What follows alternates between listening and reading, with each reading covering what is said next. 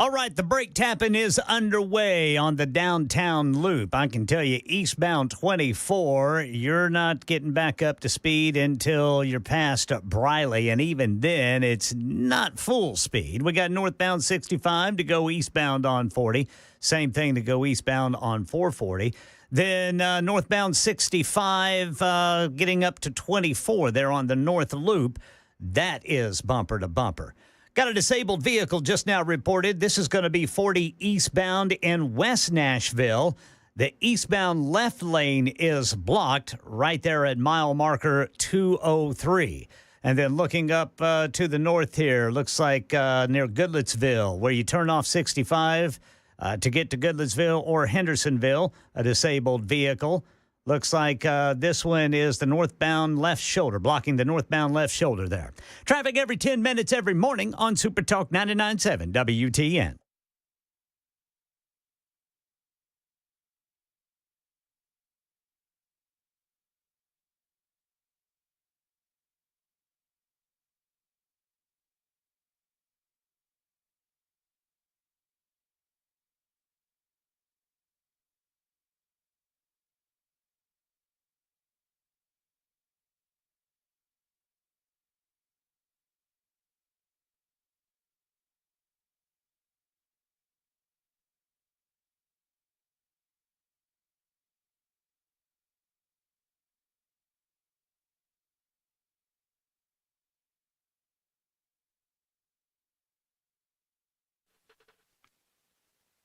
Well, good afternoon, everybody. It is 7 minutes past the hour of 3 o'clock on Super Talk 99.7. I am Brian Wilson. I am your friend and radio buddy on this Halloween. Oh, there you go. That's right. It's. Did I mention that it's Halloween? Thursday, October 31st. It's going to be a wet Halloween for a lot of people. Yes, sir. I'm just looking at the radar, and there is a line of thunder showers moving through from the northwest to the southeast, and just touching Nashville right now. Mm-hmm. Yep, raining downtown a little bit. That's right. So now the good news is maybe this will push through. It's moving at a pretty good clip. So maybe, instead of saying the Halloween's going to be a washout, maybe it's just slightly delayed. Yeah. I mean, I think we might get enough, get lucky that most of this has pushed through by the time we get to dark. Well, that's what you want, I guess. Well, I mean, start trick or treating until about dark. So that's right. I mean, that I'm going to cross my fingers and say that, although we worry about rain and streets and kids and leaves and all that kind of stuff, I think we might get lucky here. So let's keep an eye on it. Cross your fingers. Push it a little later, and you should be okay, I think. And if I need to be disabused of that notion, we'll let you know. But I'm not a meteorologist. I just play one on the radio. All right, we got all kinds of stuff to talk about here today with regard to our election 2024. So let's go ahead and start that stuff today.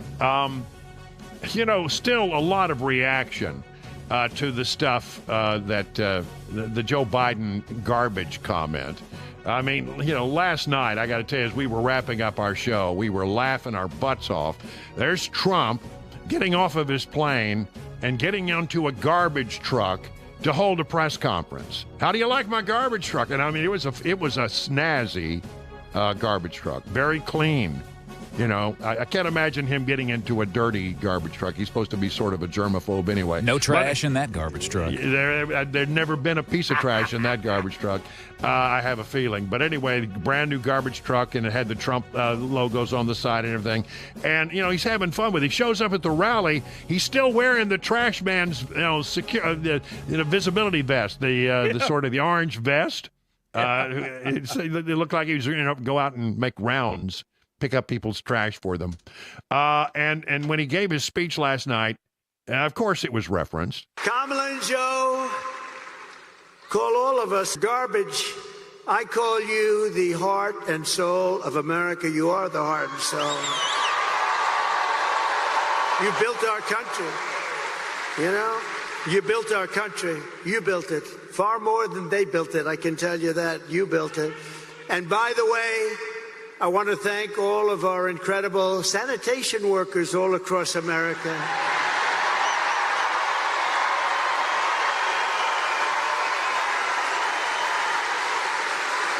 Because they work hard. They really do work hard. Yeah, so, he's still playing it, and it is resonating. People are showing up all over the country, dressed in trash bags, etc., trying to make the case, and sort of having fun with it, which is, I think, exactly what you should do in a situation like this. You should just have a little fun with it. But clearly it's resonating with people. They don't like being called garbage. It harkens back to the days of Hillary Clinton when she said you were a basket full of deplorables and irredeemable. It harkens back to the day of Barack Obama, who said that, people in the great part of the middle part of the country, what we now call flyover country, really they just cling to their Bibles and guns because they've lost hope. It's an insult. And fine. I take it. If you want to call me trash, fine. I have a feeling, though, that we'll be taking out the trash on January 20th. So there we have that. Okay. The Harris campaign keeps getting snake bit by its people. I mean, here is Mark Cuban, who is an advocate for Harris. She's out there as one of the, sort of the people who fill in for her and do a lot of interviews and make the case. Mark Cuban, a billionaire and a relatively smart guy, I would guess, but he really stepped in it when he said this. Donald Trump, you never see him around strong, intelligent women, ever. It's just that simple. Yeah, he said just that simple. He doesn't ever surround himself with smart, intelligent women. I don't know. Have you met Melania? I mean, it's smart and intelligent. I mean, how many languages does she speak? More than I can. And I'll tell you something else. You got that Ivanka Trump, smart and intelligent. Intelligent enough to stay out of the process this time around, perhaps. But, I mean, she's smart as a whip. And there are a lot of people who have worked with Trump who are smart and intelligent women, and they are taking umbrage. They are. So Mark Cuban just said that smart, intelligent women are never seen with President Trump. How insulting is that? I am the president and founder of Moms for America. I am a smart, intelligent woman, and I absolutely stand with President Trump because I am a smart, intelligent woman. I mean, a lot of very smart women came out and took umbrage with what Mark Cuban had said. Kristi Noem, who is proud to be seen with President Trump, a very smart woman, happens to be the governor of South Dakota, very accomplished. She took umbrage with it. And then you got, Bubba, Bill Clinton's out there, and he stuck his foot in it. I think he didn't even realize he'd done it. I don't think it's right to say that people have to vote for Donald Trump because the economy is better there. I don't believe that. Well, I mean, he just admitted that the economy was better under Trump. Not exactly what you should be doing there, Bubba. I think, Bill Clinton used to be a pretty good communicator. I think he's lost his edge. I don't know. But I mean, when you're out there talking on behalf of Kamala Harris, and the first thing you say is something to be interpreted as you're admitting that the economy was better under Trump than it was under Biden, that's not good. Now, I don't understand this. I'm going to have to say that this one concerns me a little bit because I remember in 2016, when Hillary Clinton, toward the end of the campaign, she got overconfident about where she was in the polls. She started looking at the polls, and she thought she was in good shape, and she thought she was going to, annihilate Donald Trump. And so she began trying to go for the big, big popular vote.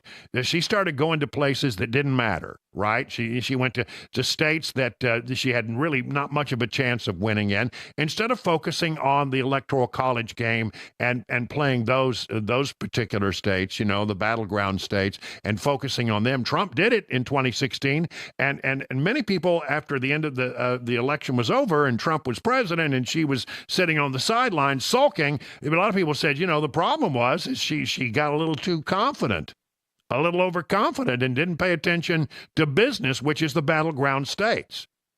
Trump is in New Mexico today. I don't quite get that. The polls show that he doesn't have any chance in New Mexico. And he's going to go to Virginia, where he's running behind there. Either they see something in their polls that I don't see in the public polls, or this is a bit of hubris and overconfidence. I'm not sure which it is, but here is Trump in New Mexico this afternoon. This is all you need to know. Kamala broke it, and I will fix it, and I'll fix it very quickly. And with your support, New Mexico, look, don't make me waste a whole damn half a day here, okay? Look, I came here. You know, we can be nice to each other, or we can talk turkey. Let's talk turkey, okay? First of all, Hispanics love Trump. They do.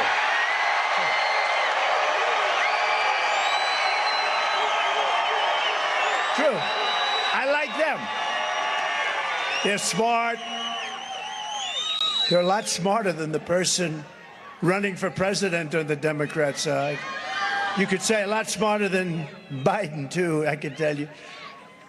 They're smart, they're entrepreneurial as hell. They're great entrepreneurs, actually. Great small business owners and big business owners, too. But they're great. They work their asses off, that's right. They don't want to get anything for nothing. They want it. They just want a fair, nice, level playing table, and that's what's going to happen. But you know what? No, but did you hear? I'm at the highest point of any Republican in history. Now we're going to, okay, that's one step. Now I'm going to make it of any Democrat also, because I treat you much better than the Democrats. The Democrats, they're destroying your country. They're destroying your country. Well, former President Donald Trump, according to NBC News, is swerving off the battleground map this week to host rallies in New Mexico and Virginia, states that haven't voted for the GOP presidential nominee in 2 decades and where he lost by double digits in 2020. He's even flirting with a trip to New Hampshire. He's in Albuquerque, New Mexico right now with his campaign, newly confident that he's in such good shape to beat Vice President Kamala Harris that he can afford to divert his focus from the 7 main battlegrounds the two sides have focused on for the entirety of the race. A Trump campaign official who spoke on the condition of anonymity to discuss strategy freely said that the barnstorming of the final week is part of a strategy to expand the map and capitalize on what the campaign says are Trump's diverse coalition and a favorable positioning on the map and the broader momentum it claims it is seeing with the electorate. Trump has created a broad and diverse coalition, they say.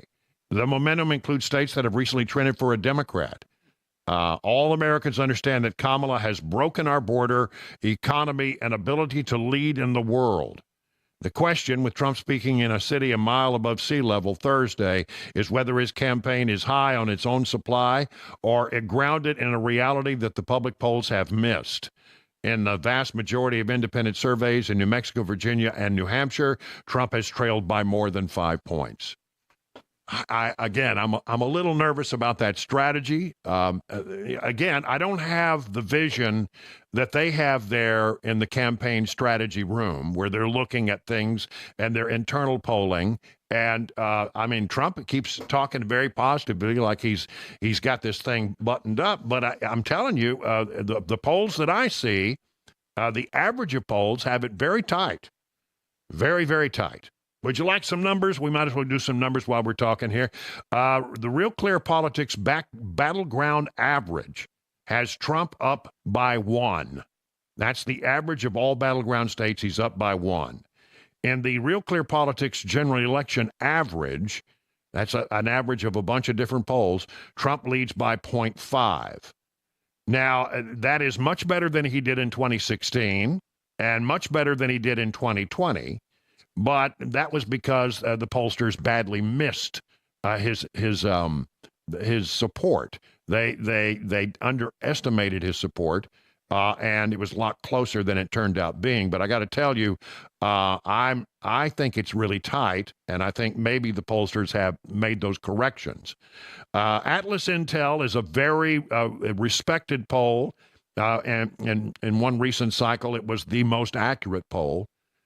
They look at the battleground states, some of them this way: Trump +3, Michigan they have him up as +1, and the Washington Post, by the way, in Michigan has him up by 2. Atlas Intel has Trump up by 3 in Georgia, by 3 in North Carolina, and by 4 in Arizona. If those are accurate, then that would be a really good sign. Senate, GOP, by the way, might pick up Michigan or Ohio. So maybe there is a groundswell out there that they're detecting.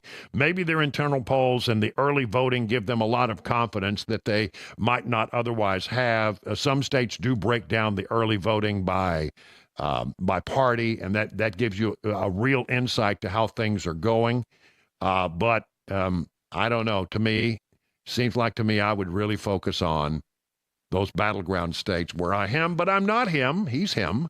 And I'm me. We'll have more in just a moment. Right now, 21 minutes past the hour of 3 o'clock.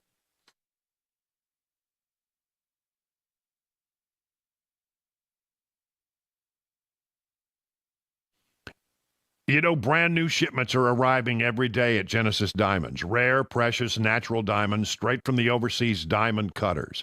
Rounds, princess cuts, ovals, emerald cuts, cushion cuts, every shape, every size. Each one handpicked by Genesis owner Boaz Ramon. And people here know that when it comes to diamond, this is what Genesis does best. Rock bottom prices on exquisite quality.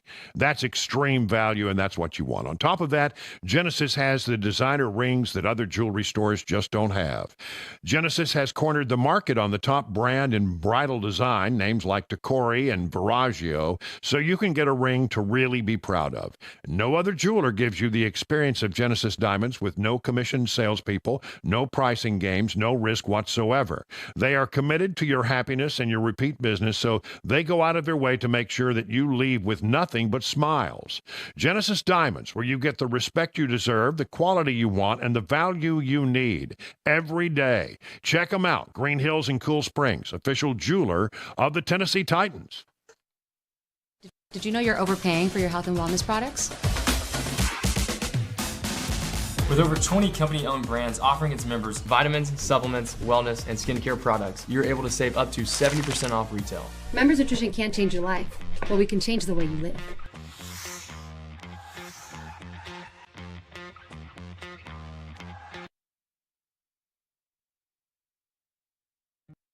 Hey, what's up, guys? It's Matt Murphy in the middle of downtown Franklin, Tennessee. We've talked so much about Savory Spice. I thought, why not show you the place? So let's go on in and see what's popping at Savory Spice. As I've always said, you will smell the spices even before you walk in. I can smell them right here in the doorway. Come on in and let's introduce you to the one and only Holly, who is the owner and proprietor of Savory Spice. Say hey, Holly. Hello, everyone. Now, enough about Holly. Let's talk about spicy and easy products like the incredible taco soup, which, as I said, you put this in a crock pot, you put all the ingredients that it tells you to buy right there, you put the spices in, and it's so easy. So if you don't know what you're doing around the kitchen, it's a perfect way to find your way around the kitchen, as is the Mediterranean dill risotto. Now, for the holidays, pumpkin pie spice. What doesn't it have, Holly? Pumpkin. Doesn't have any pumpkin in it. That's a fun fact for all of you kids out there. Now, if you stop by Savory Spice, either in the Franklin location or at L&L Market, you can get yourself a sample of the dill dip, which is my absolute favorite. Just tell them Matt Murphy sent you to Savory Spice with purchase now. So come by Franklin or L&L Market in Nashville and come see Holly and the entire crew at Savory Spice.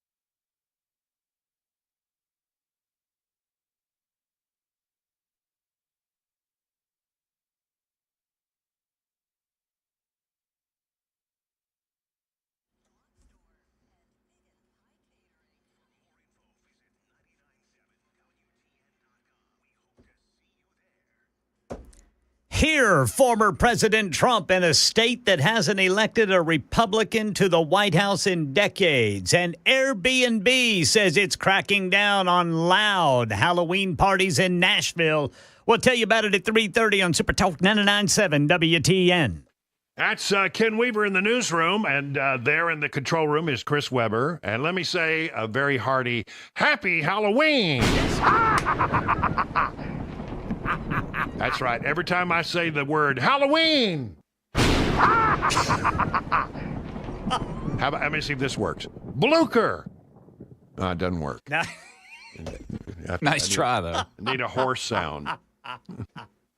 Do you remember that from Young Frankenstein? Oh, yeah. Every time you say the name Blucher, the horse would. Because Blucher apparently, I think Blucher means glue. Is my understanding. Yeah. I believe that's correct. I don't know. I'm not real good on German. Let's see what we got here. We've got a little rain moving into the area. It's hitting Nashville now.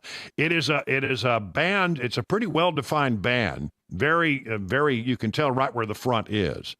And my hope here is it's 3:27. This thing's moving fairly quick. So maybe, and it is, as it moves east, some parts are sort of falling apart, right?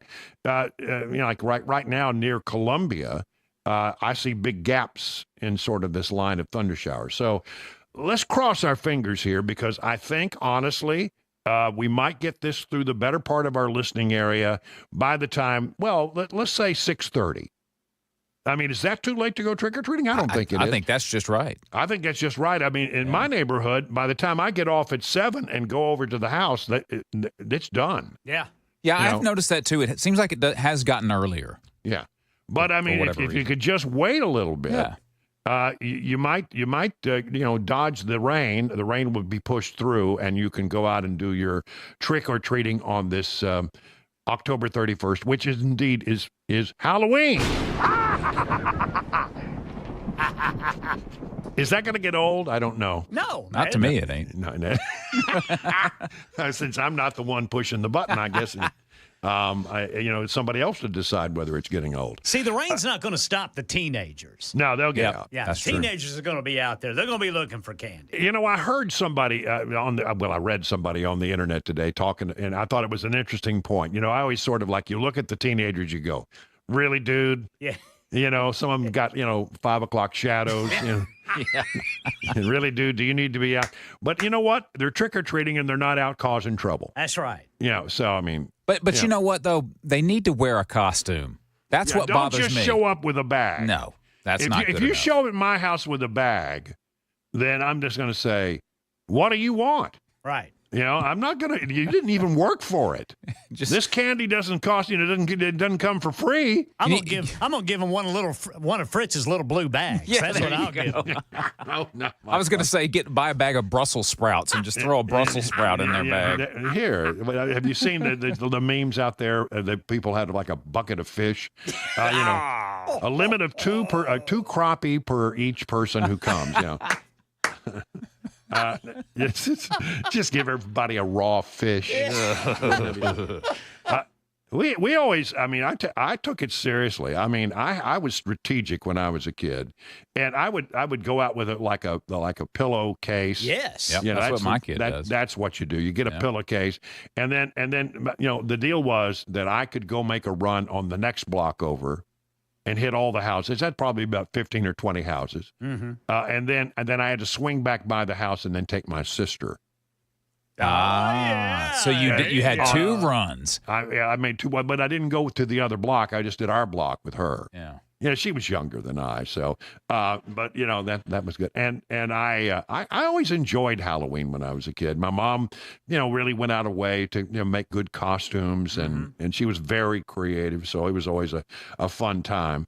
Cabana wife had to go to work today dressed in a costume. Oh yeah? Yeah, I saw that. Did you see her costume on Facebook? That was something I gotta else. look at it. Yeah, she went as the Queen of Hearts. And apparently everybody in the office where she works was some character from Alice in Wonderland. Nice. Cool. And she was the Queen of Hearts, and she was, It was a good costume. This was no off the shelf. Oh my gosh. Cheapo. This is the real deal. When she goes in on something, she goes in on something. Yeah. She doesn't do anything halfway. No, she does not. So it was, I did not see her when she left. Because she left out a lot earlier than I got up. I got up around 7, but she'd already left the house, and I didn't see her in her costume. Apparently the bulldog was quite confused. I bet. When she came out of the back of the house, and she was dressed as the Queen of Hearts with a very bright red wig on. It was the dog, was just like, "Who are you?" And she kept talking to the dog, and the dog would come over and like sniff her, to make sure it was somebody that, but Grogu was very confused, and there was a lot of this stuff going on here. Yeah. So anyway, did I mention it's time for the news? Way over 30 minutes past the hour.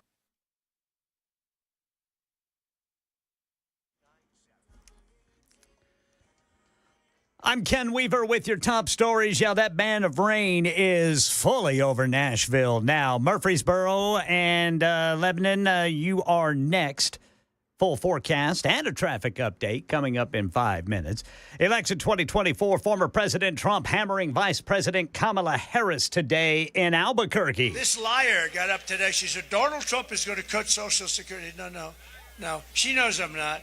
She's going to destroy Social Security, but I'll never cut it. And I'm never raising the age either. She'll have no choice but to. Trump promised the average American family would save $7,000 in the first year of a second term. And just before departing Wisconsin for the battleground states of Arizona and Nevada this morning, Vice President Kamala Harris. I am putting it all on the field, and it's going to be a very tight race, and I'm running like the underdog, because we are. Donald Trump's been running for the last decade. I've been in this race about 3.5 months. Meanwhile, troubling developments in one of the war-torn regions of the world. Secretary of State Antony Blinken says Russia fully intends to use North Korean troops in the war in Ukraine. As many as 8,000 of those North Korean forces have been deployed to the Kursk region. We've not yet seen these troops deploy into combat against Ukrainian forces, but we would expect that to happen in the coming days. Here in Nashville, it is Halloween. There will be people partying late into the night, early tomorrow morning, but Airbnb is cracking down on it and across the country. The Tennessean says Airbnb says its anti-partying tactics used has deterred 200 reservations in Nashville last Halloween, and about 800 people statewide were blocked from making reservations. The software flags potential risks, such as 1 or 2 day stays at entire homes over the holiday weekend. Last-minute bookings and short distances between the guest and the rental property are also potential indicators of partying guests. That's the latest news. Traffic and weather next. I'm Ken Weaver, WTN News.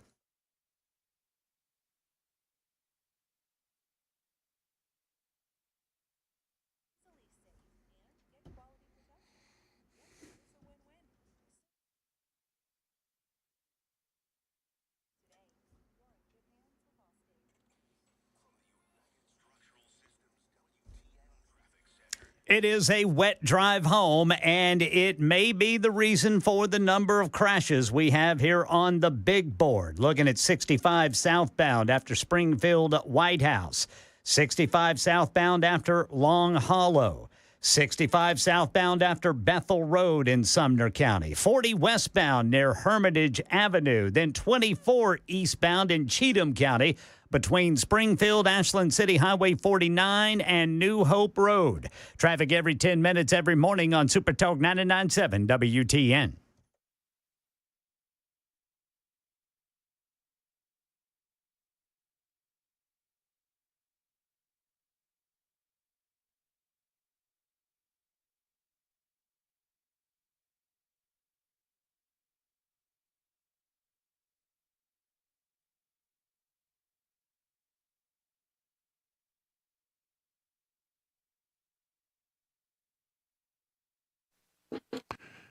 Let me tell you about King and Associates Insurance in Brentwood. They've been in the business as an independent agency for some 25 years. That's right, a quarter century. An independent agency is exactly what you want because they can show you a bunch of different policies, a bunch of different options. You don't just take one off the shelf and say, here it is, do this. No, they will try to find something that really meets your needs. And the end result is you get more bang for your insurance buck, and that's what you want, right? And if you call this number, 615-329-8121, you won't reach a call center. You'll talk to an actual person every single time. They are the kings of the multi-policy discount. 20, 25, 30, 35% savings are possible with bundling. That's what you want to do. So get your royal review with King and Associates Insurance. Just log into tkinginsurance.com. King Insurance and Associates, royal treatment and great rates. Hey, what's up, guys? It's Matt Murphy in the middle of downtown Franklin, Tennessee. We've talked so much about Savory Spice. I thought, why not show you the place? So let's go on in and see what's popping at Savory Spice. As I've always said, you will smell the spices even before you walk in. I can smell them right here in the doorway. Come on in and let's introduce you to the one and only Holly, who is the owner and proprietor of Savory Spice. Say hey, Holly. Hello, everyone. Now, enough about Holly. Let's talk about spicy and easy products like the incredible taco soup, which, as I said, you put this in a crock pot, you put all the ingredients that it tells you to buy right there, you put the spices in, and it's so easy. So if you don't know what you're doing around the kitchen, it's a perfect way to find your way around the kitchen, as is the Mediterranean dill risotto. Now, for the holidays, pumpkin pie spice. What doesn't it have, Holly? Pumpkin. It doesn't have any pumpkin in it. That's a fun fact for all of you kids out there. Now, if you stop by Savory Spice, either in the Franklin location or at L&L Market, you can get yourself a sample of the dill dip, which is my absolute favorite. Just tell them Matt Murphy sent you to Savory Spice with purchase now. So come by Franklin or L&L Market in Nashville and come see Holly and the entire crew at Savory Spice.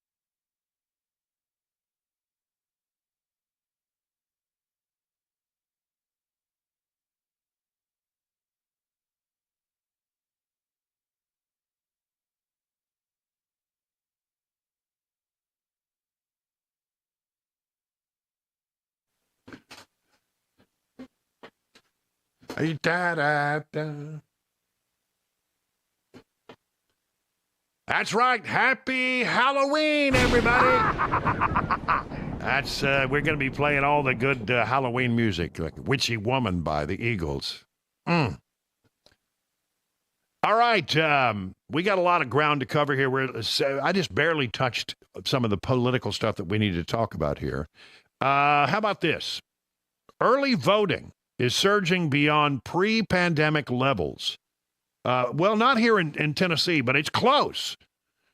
You say well, it's well beyond pre-pandemic levels, and it's almost as good as the pandemic levels. Remember 2020, a lot of people voted with absentee ballots because, they were afraid to get out and mix and mingle.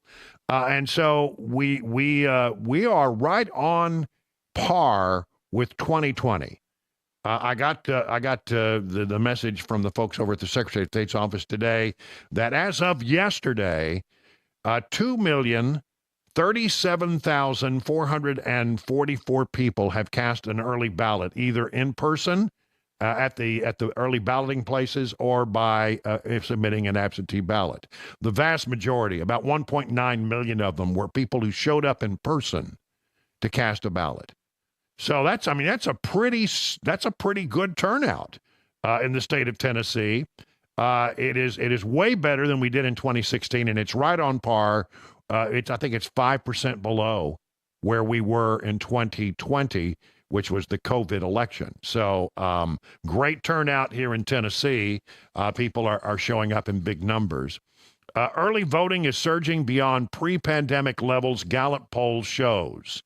The majority of Americans plan to cast their ballots before Election Day, according to a poll Thursday that showed early voting is an increasingly popular option. Gallup, the gold standard of polling companies, says 54% of registered voters plan to vote before Tuesday. While that is down about 10 percentage points from the last election, the 2020 contest was marked by the pandemic-related expansion of mail-in voting and other alternatives. Pollsters said the rate of early voting exceeds pre-pandemic levels when 40% voted early in 2016, 35% in 2012. So, I mean, we're doing way better than we did in 2016. And, you know, that's an interesting thing. And I think maybe some of the confidence is that we now know, you know, that Republicans are voting in a bigger way, and that will have a positive impact. I mean, the Trump campaign does seem to be brimming with confidence right now, that they know something the rest of us don't know. And because they're out there, as I said, campaigning in places like New Mexico and Virginia, where if you look at the polls, you don't have much of a chance. And the battleground polls are still, as far as I can tell, pretty tight. And here's the thing. Trump thinks we should just go to paper balloting. He makes a pretty good argument with it. Paper ballots cost you 8% of what a machine costs, 8%. And it's encrypted paper, it's watermarked paper, it's very secure. Your elections would be over at 10 o'clock, and that's when you could announce something and there would be no question. And we're not talking about more money, we're talking about a tiny fraction of the money. You want paper, ideally, you want one-day voting, and I think it's just very important. You have to have the country and you have to have voter ID, and you have a great election. And you're talking about 8% of the cost. It's like very sad when you get machines, you pay all that money, and they talk about 3 days later. I think we're going to have a big enough victory to maybe have it that night. You should always have it, you know, every night. If you look at France, 38 million votes. At 10 o'clock in the evening, it was over. All paper ballots, all voter ID, one-day voting, and it was over. Yeah, I mean, the old system worked pretty well, didn't it? And, you know, we didn't have to sit around and wait 3 days to get your results because there were paper ballots. And there was a record. If you wanted to go back and recount, you just recounted the paper ballots. I mean, it was pretty simple. And we've made it more complex, and therefore it takes more time. It seems the more complex it gets, the longer it takes to count those ballots. I like that. Democrats, according to thehill.com, are starting to point fingers, even as they hope for a Harris win. Vice President Harris could win the presidential election next week, but fingers in the Democrat circles are also already being pointed behind the scenes in the event that she falls to former President Trump. Some Democrats say they are increasingly hopeful that Harris will win. Others have expressed mounting frustration about a string of factors that have plagued the campaign from the outset. Fingers are being pointed at Harris and her campaign when it comes to disappointment over her messaging, particularly on the economy. But some Democrats have already looked to pin the blame on President Biden, who some think took too long to step aside. People are nervous, and they're trying to cover their butts, I'm cleaning this up a little bit, and get a little ahead of Election Day, one Democrat strategist said of the sniping. It's based on anxiety, stakes, and the unique nature of this cycle. We didn't have a traditional process for this election. We didn't have a primary. That's really so un-American. People had to fall in line, the strategist added, saying it's not surprising to me that some of the blame game is happening even before Election Day. And Kamala Harris is out there saying that she is now the underdog. I am putting it all on the field, and it's going to be a very tight race. And I'm running like the underdog because we are. Donald Trump's been running for the last decade. I've been in this race about 3.5 months. Yeah, you were the vice president for 3.5 years, though. Did you forget that part? I think she forgot that part. Trump supporters, meanwhile, this from the Washington Examiner, are getting nervous that men aren't turning out at polls. A New York Times Siena College poll released last week showed that the presidential race between Harris and Trump is tied nationally, 48-48. However, when divided by gender, Harris holds a 54-42 lead over Trump with women, while Trump holds a 55-41 lead over Harris with men. In 2020, the gender divide saw women favor President Biden over Trump, while men favored Trump over Biden. And early voting data nationwide shows women significantly outvoting men, which could hurt Trump's chances of victory if the current trend holds through Election Day. That's the only place I've seen this. And again, this is based on a New York Times Siena poll. Data from Target Smart show the proportion of male to female voters in the Keystone State, Pennsylvania, is roughly in line with data from 2020 and 2022 early vote returns. Turning Point USA founder Charlie Kirk, whose groups have been working to help Trump's campaign, warned followers on X, if men stay at home, Kamala is president, and called on men to go to the polls to support Trump. Early vote has been disproportionately female. If men stay at home, Kamala is president. It's that simple. If you want a vision of the future, you don't vote. Imagine Kamala's voice cackling forever, said Charlie Cook. And then here's this one more. Black turnout is lagging in North Carolina, a warning sign for Harris. Goldsboro, North Carolina, from Politico.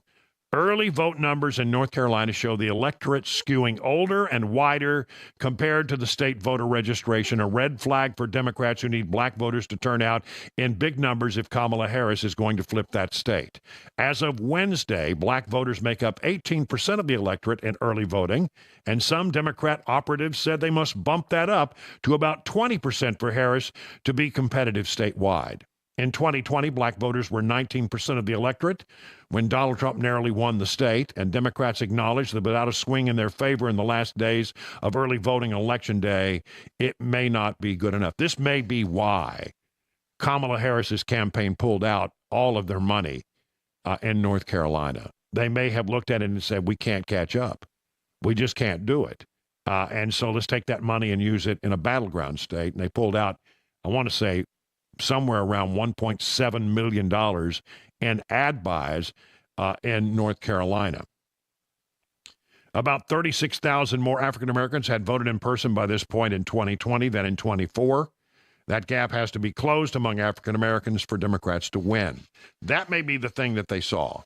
That sort of explained. I kept looking at the polls and going, well, the numbers are tight, but what do they know? What are they seeing in the internals of the polls that caused them to pull out of North Carolina, which is a heavily contested battleground state? And that may sort of explain that. All told, though, I got to tell you, I don't want to get too optimistic here, because there's so much about this that is still unknowable. You know, I crunch the numbers. I look at these polls. I try to determine. I look at the internals. I study this thing endlessly. I'm doing everything I can to give you my best judgment on it, and I am cautiously optimistic. The anecdotal evidence that you hear is very positive. I mean, there's a lot of little stories you hear about. This is what's happening in this state, and this is what's happening in this state, and all told, when you add those things up, it's really, really sort of exciting that it seems like this thing is on track. But when you look strictly by the numbers, which may be right or may be wrong, it's hard to know. But if you look strictly by the numbers, it's still very, very tight. I thought it was interesting that Trump said that he believes it's going to be such an overwhelming win that it will be decided, fairly early, and we may know, by the time we get to Wednesday morning, who our president is. I don't think we'll know before morning. That'd be a very early. Remember last time he won I remember it happened about 2:30, 3 o'clock in the morning, East Coast time. And I remember when it happened because I was supposed to be sleeping, but I couldn't. I just couldn't take my eyes off the TV. And so we'll see how it all plays out. And again, I hope you'll join us down at our event in Wilson County. It's going to be a great, fun time. 51 minutes now past the hour.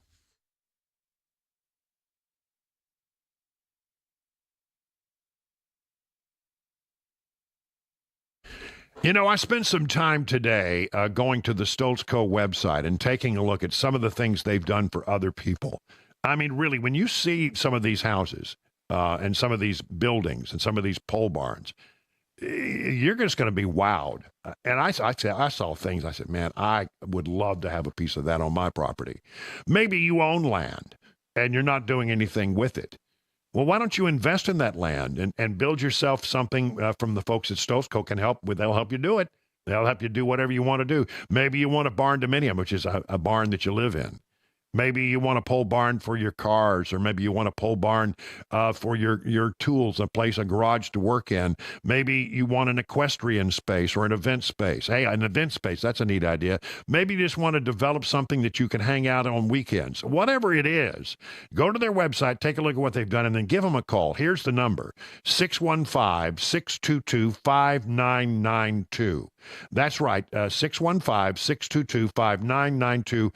And to look at some of the things they've done for other people, just go to that website I told you about, Stoltzco. Let me spell it for you, Stoltzco, Stoltzco.com. Hey, what's up, guys? It's Matt Murphy in the middle of downtown Franklin, Tennessee. We've talked so much about Savory Spice. I thought, why not show you the place? So let's go on in and see what's popping at Savory Spice. As I've always said, you will smell the spices even before you walk in. I can smell them right here in the doorway. Come on in and let's introduce you to the one and only Holly, who is the owner and proprietor of Savory Spice. Say hey, Holly. Hello, everyone. Now, enough about Holly. Let's talk about spice and easy products like the incredible taco soup, which, as I said, you put this in a crock pot, you put all the ingredients that it tells you to buy right there, you put the spices in, and it's so easy. So if you don't know what you're doing around the kitchen, it's a perfect way to find your way around the kitchen, as is the Mediterranean dill risotto. Now, for the holidays, pumpkin pie spice. What doesn't it have, Holly? Pumpkin. Doesn't have any pumpkin in it. That's a fun fact for all of you kids out there. Now, if you stop by Savory Spice, either in the Franklin location or at L&L Market, you can get yourself a sample of the dill dip, which is my absolute favorite. Just tell them Matt Murphy sent you to Savory Spice with purchase now. So come by Franklin or L&L Market in Nashville and come see Holly and the entire crew at Savory Spice.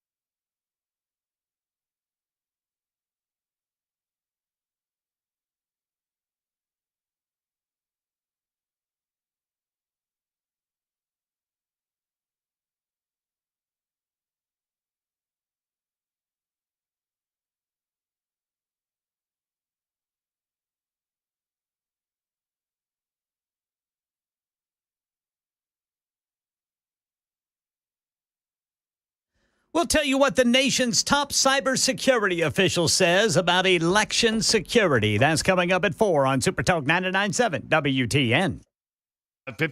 57 minutes now past the hour of 3 o'clock on Super Talk 99.7. Well, we're superstitious on Halloween.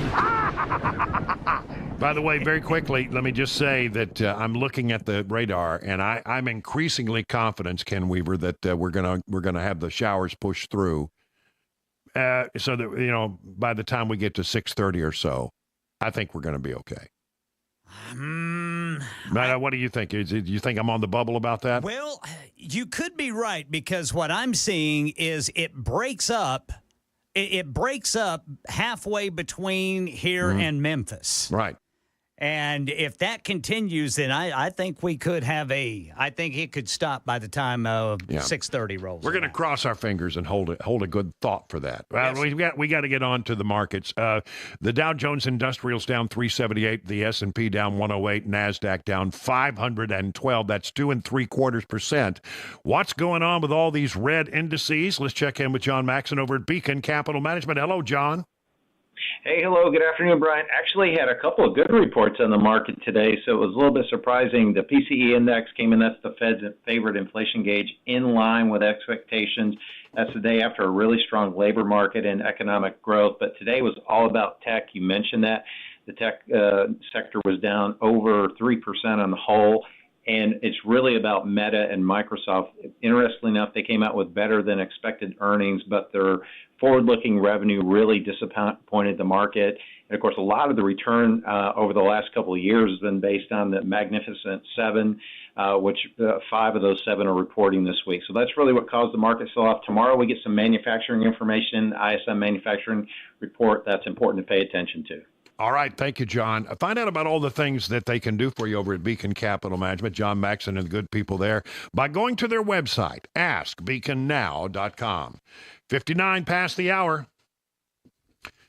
And speaking of the aforementioned Beacon, the upcoming presidential election has most of us wondering how we will be affected, our money, investments, or even our retirement. You're not alone, but there are steps you can take now to be better positioned regardless of who wins. You deserve the confidence to know that no matter who the president is, you have a plan that helps keep your financial goals in line with your life's priorities. If you're in or nearing retirement, Beacon Capital Management has a free retirement-ready toolkit just for you.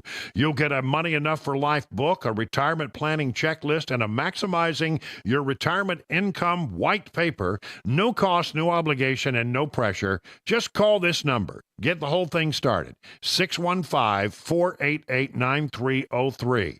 That's right. To get your free retirement-ready toolkit, call this number, 615-488-9303. Hey, what's up, guys? It's Matt Murphy in the middle of downtown Franklin, Tennessee. We've talked so much about Savory Spice. I thought, why not show you the place? So let's go on in and see what's popping at Savory Spice. As I've always said, you will smell the spices even before you walk in. I can smell them right here in the doorway. Come on in, and let's introduce you to the one and only Holly, who is the owner and proprietor of Savory Spice. Say hey, Holly. Hello, everyone. Now, enough about Holly. Let's talk about spicy and easy products like the incredible taco soup, which, as I said, you put this in a crock pot, you put all the ingredients that it tells you to buy right there, you put the spices in, and it's so easy. So if you don't know what you're doing around the kitchen, it's a perfect way to find your way around the kitchen, as is the Mediterranean dill risotto. Now, for the holidays, pumpkin pie spice. What doesn't it have, Holly? Pumpkin. It doesn't have any pumpkin in it. That's a fun fact for all of you kids out there. Now, if you stop by Savory Spice, either in the Franklin location or at L&L Market, you can get yourself a sample of the dill dip, which is my absolute favorite. Just tell them Matt Murphy sent you to Savory Spice with purchase now. So come by Franklin or L&L Market in Nashville and come see Holly and the entire crew at Savory Spice.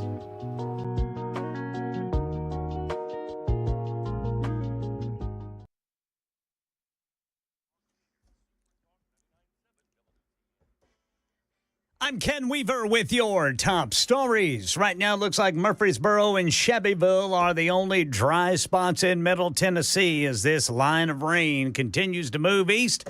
We got the full forecast and traffic in 5 minutes. Election 2024, as of this afternoon, more than 62 million Americans have voted early. More than 33 million were in person.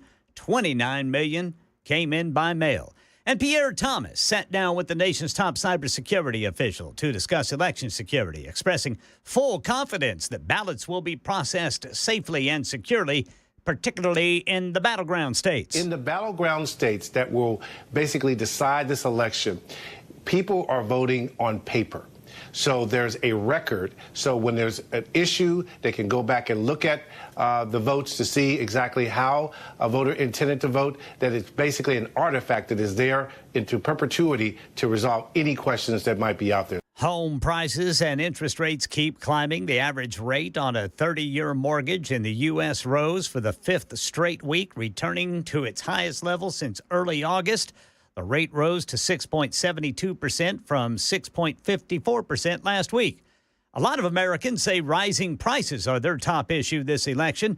Now an inflation gauge closely watched by the Fed has fallen to its lowest level since 2021. Here's Sherry Preston. Consumer prices rose just 2.1% in September from a year ago, just slightly above the 2% target that the Federal Reserve had set to try to get the economy back on track after pandemic price hikes.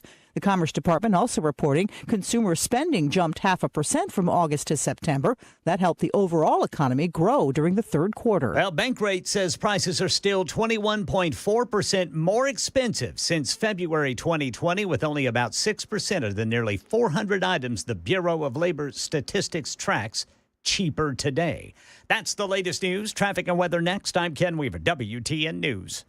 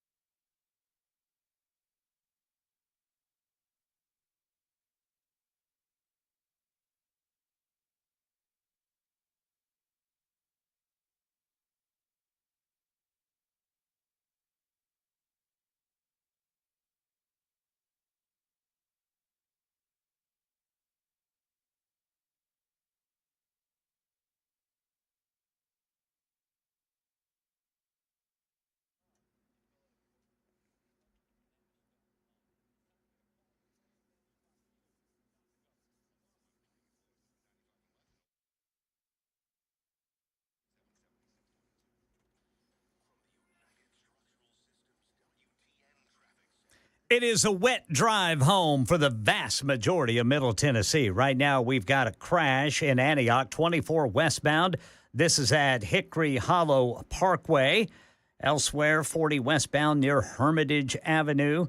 Checking over here in Sumner County, it looks like 65 southbound there in White House. Got a couple of crashes there in White House on 65 southbound.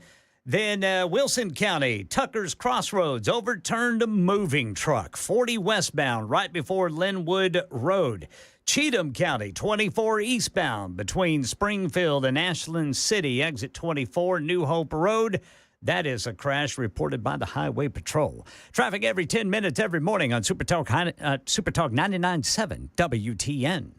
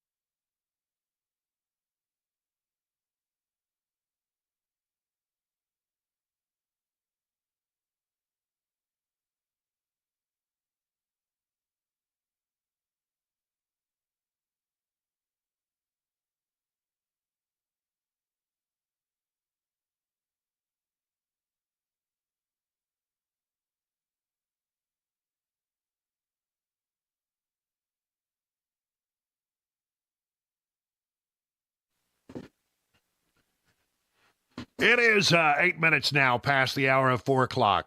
Good afternoon, everybody, on this October 31st, which, in case you don't know, is Halloween.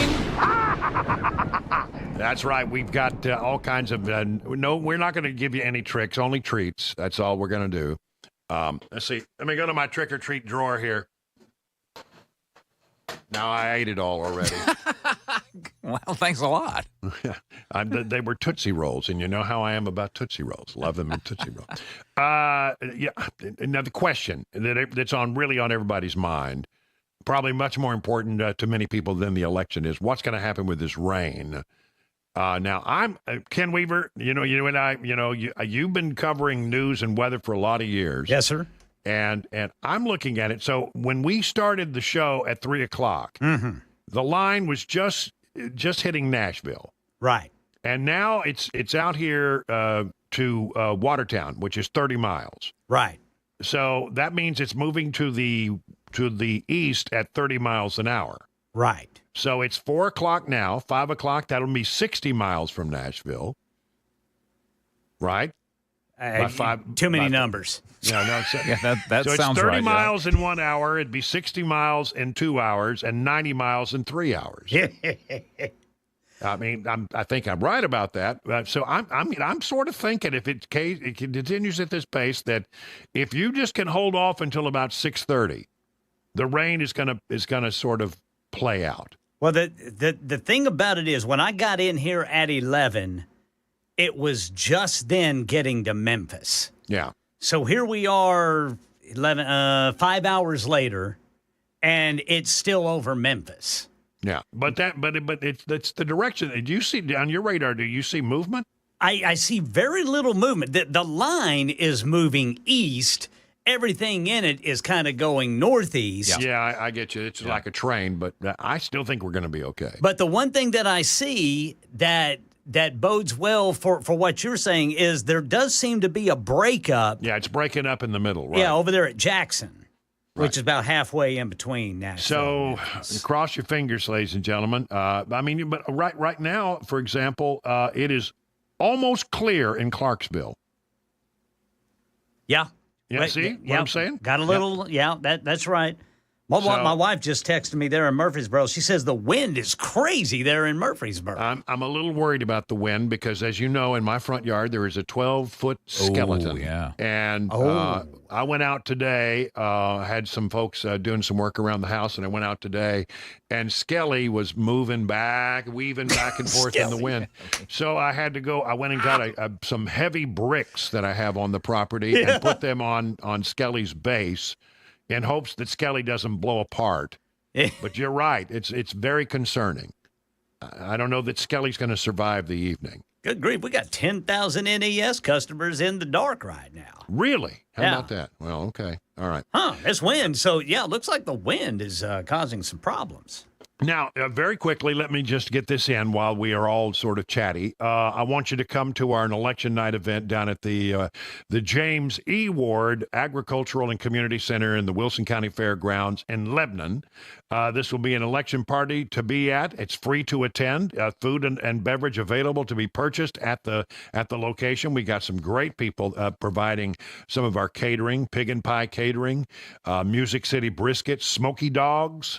Who doesn't want a good smoky dog? Oh, that sounds good. Fatty Mattie's Pizza, Space Boy Cowboy, Coffee, is all there. This is being sponsored by a lot of good clients you hear on our radio station every day. U.S. Pest, Busy Bee, Glock Store, the Wellness Institute, and many others. And so just plan on coming down. I'm going to be there at 3. Come on in at 3. Hang out with me. And then get a good seat and get settled in for what could be a very, very long night. So there you have that. Our beverage sponsors, Milagro Tequila and Sailor Jerry Rum, just to mention a few. All right, so there we go. That's going to be a good thing. I mean, don't you want to hang out with people who see the world the way that you do? Come on out. We'll have a good time. We'll have, as they say, a gay old time. CPAC. This is the conservative, I forget what the CPAC is, Conservative Action Committee.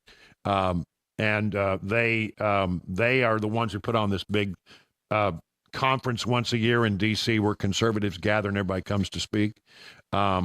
Here is something that you should know. CPAC claims that it has evidence of Wisconsin illegal ballot harvesting. Chairman Matt Schlapp of his CPAC Foundation filed a complaint on Wednesday with the Wisconsin Election Commission, complete with a witness account of the alleged crime conducted in broad daylight outside City Hall in Milwaukee. The witness said in a statement that he saw somebody jam up to 500 ballots into an unguarded ballot box and then flee once he realized he was being photographed. In Wisconsin, the law requires voters personally handle their ballots. It bans the collection or harvesting of ballots by others, according to CPAC. In its complaint, the Washington-based group said that the law requires the ballots be mailed by the elector or delivered in person to the municipal clerk issuing the ballot or ballots unless the elector is disabled. Here's what the witness wrote, and they have pictures. I have personal knowledge of the matters set forth herein, and if called as a witness, I could and would testify competently as to the truth of such matters. On October 25th, 2024, 7:55 p.m., I witnessed an individual who appeared to deposit a bag full of absentee ballots into a drop box. It is my understanding that the ballot trafficking is a violation of Wisconsin state law and that each elector must deliver their own absentee ballots unless the elector is disabled. I was sitting in my car with my son outside of City Hall drop box location at 200 East Wells Street, Milwaukee. An individual approached the drop box carrying two bags. One of the bags was a drawstring backup. The other bag was a large green bag with a zipper on the top. The green bag appeared to be full. I would estimate the green bag could hold between 50 and 500 absentee ballots. The individual walked up to the drop box and reached into the green bag at least 5 times to empty the contents of his bag into the drop box. While walking away from the drop box, I watched the individual fold up the now green empty bag and proceed to put it in a drawstring backup. When the individual realized I was watching and taking pictures, the individual sprinted away. I have attached 4 photos of the individual that I was able to capture. See, now, this kind of stuff, I'm glad we're watching these dadgum drop boxes, but we're watching them like a hawk. And I'm glad that we are because, this is where, what traditionally happens in these things? I'll tell you what happens. They go into like nursing homes where you have old, disabled people, not very sharp, can be easily led, right down the primrose path. And they get them basically to fill out absentee ballots. And then they collect them all up and they take them down and they bundle them, which in Wisconsin you're not supposed to do at all. Some states it's legal. In this state it is not legal to do that. This is traditionally what happens. There are other places they go, it's very illegal and very suspect. I have a feeling if you look pretty close at some of those ballots that were stuffed in that drop box, you'll find out that there are some real questions about the integrity of said ballots. CPAC is working with this individual to make sure that it is investigated. And I tell you, I don't know how you solve this problem, but I'm glad that we're watching, and I'm glad that we have evidence, and I hope that somebody goes to jail. Phoenix.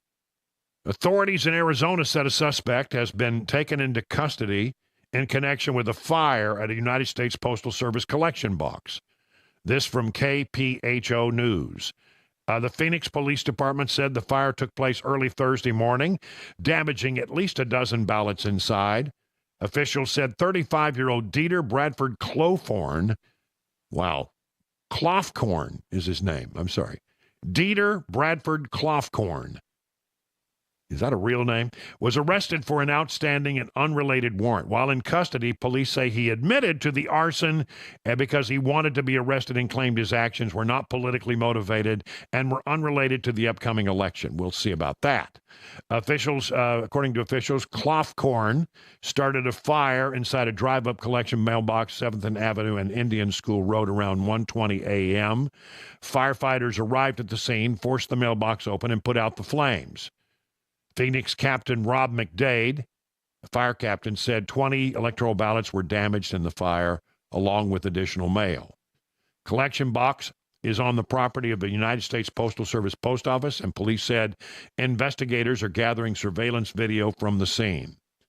A spokesperson with the United Postal Service called the incident a rare occurrence and advised against dropping off ballots after hours. Wow. Phoenix Mayor Kate Gallego stated she was closely monitoring the incident alongside the Arizona Secretary of State Adrian Fontes, Maricopa County Recorder's Office, and local and federal law enforcement on the case. Here's the one from Pennsylvania. Wall Street Journal reporting this. Nuns in Erie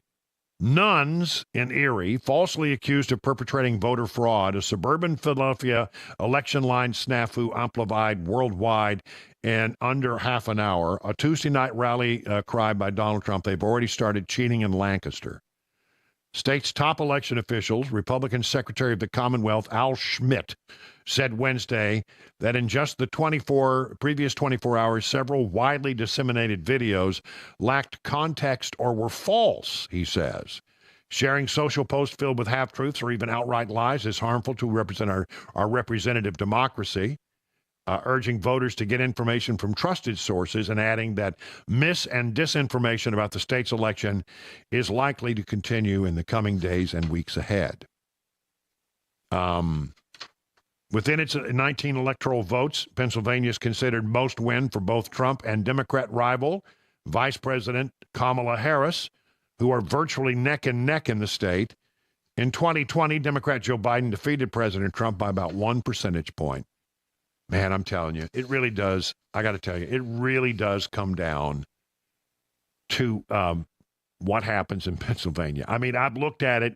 There's whoever wins Pennsylvania likely will become the next president. It really comes down to being just that simple.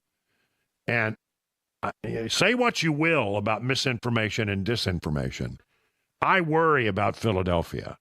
The politics in Philadelphia have always been suspect. They play hardball, and I don't trust what happens inside the city limits of Philadelphia. Pittsburgh, to a lesser degree. And when you have Pennsylvania, what you have is you've got Philadelphia on the right side, and Pittsburgh on the left side, and Alabama in the middle. And the vast majority of the counties in the middle of the state are very conservative. Can they overdo what happens in Pittsburgh and in Philly is the question always to be answered. And so if there is something of impropriety going on in one of these major metropolitan areas, it wouldn't take much because it's really going to be a tight race in Pennsylvania. It's most of the polls have it tied or one or the other candidate up by 1. So all eyes on Pennsylvania. 21 past the hour now.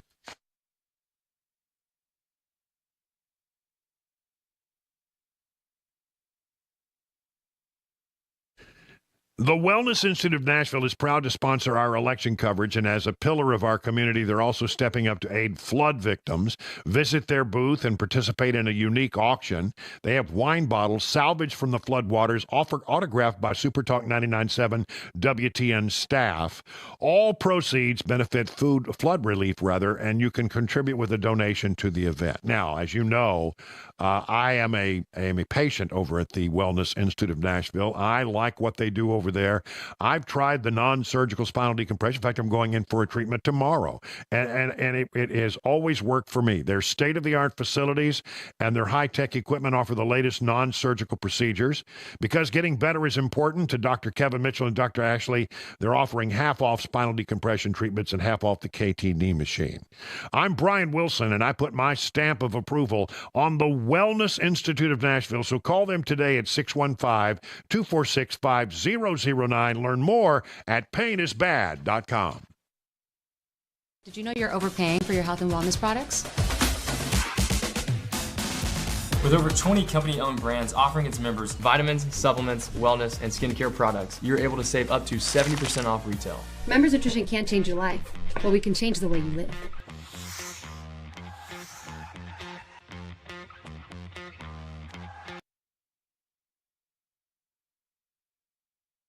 Hey, what's going on, guys? It's Matt Murphy with Super Talk 99.7 WTN. 2024 is coming to a close, and what a great year it was. We are looking forward to an exciting 2025, and we want you to be a part of it. If you're looking for marketing or digital strategy for your business, we want to be on your team. It is a wonderful three-legged stool. You, me, and the listener, and we want to be a part of your family. So join us at 997wtn.com/epic to find out more, and we'll see you at 2025.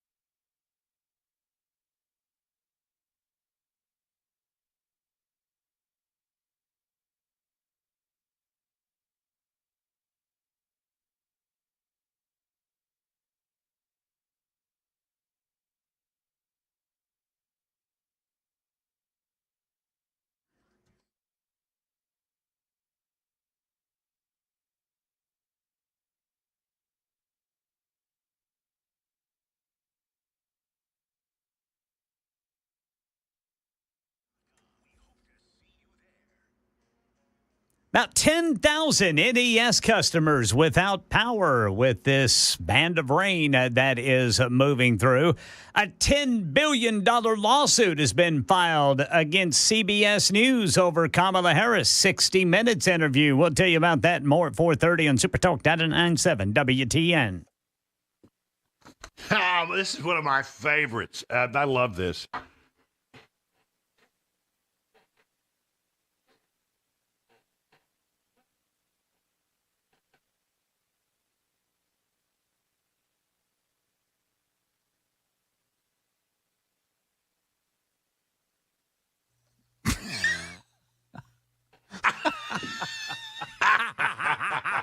What a finish. That never fails to amuse me. Snorting.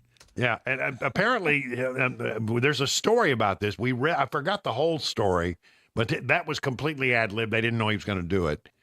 And I think he may have been drinking he was heavily inebriated by the time they wrapped it up. Yeah. Yeah. That was what I remembered about reading the story. Yeah. Anyway, well, it is, in case you don't know, and you're going to go home and you don't have candy, you better stop real quick and buy some of the dregs, because the good candy's all gone, my friends.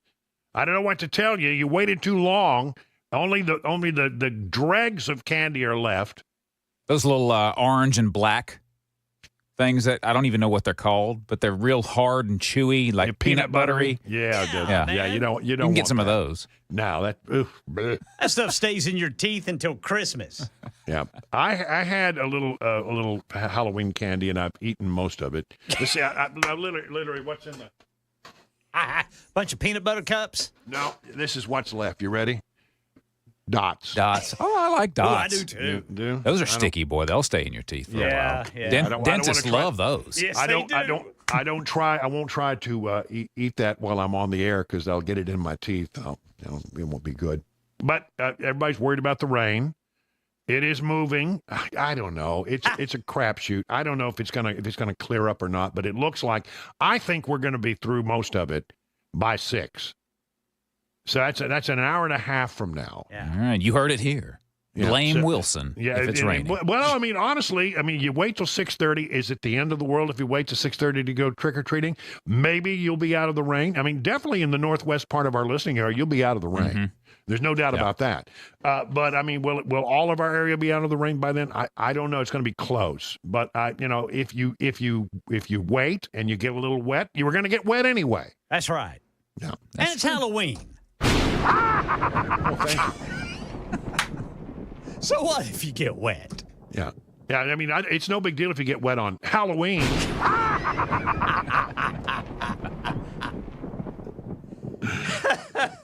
Blucher. No, nothing. No, nothing. No. You go Blucher and it goes. No. Blucher. No, that's not it.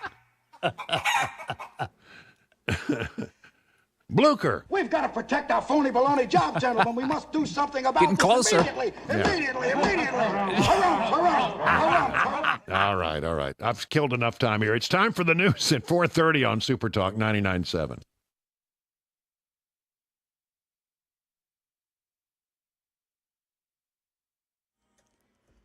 I'm Ken Weaver with your top stories. Got the full forecast and traffic in 5 minutes and election 2024. Fox News says former President Trump has filed a $10 billion lawsuit against CBS News, seeking damage for what Trump says is election interference on the part of the network he says edited the Kamala Harris 60 Minutes interview.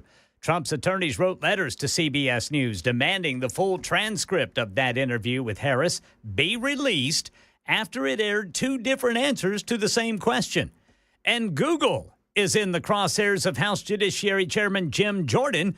The New York Post reports Jordan demanding answers from Google for allegedly censoring Joe Rogan's interview with former President Trump earlier this week.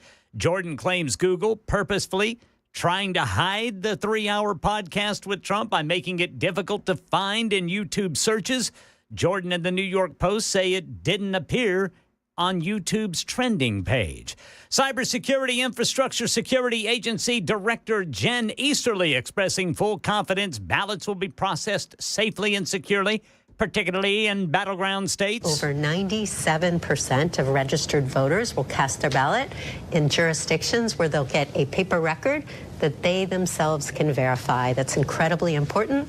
And you have paper in all of the battleground states. Money News, Michelle Franzen. The NASDAQ led a sell-off, spurred by strong earnings reports from Meta and Microsoft. Both companies have soared in recent years thanks to growth in artificial intelligence. But critics say the stock climbed too fast, making them too expensive. The Dow lost 378 points. The S&P dropped 108. The tech-heavy NASDAQ fell 513 points. The S&P and NASDAQ recording their worst day in over a month. That's the latest news. Traffic and weather next. I'm Ken Weaver, WTN News.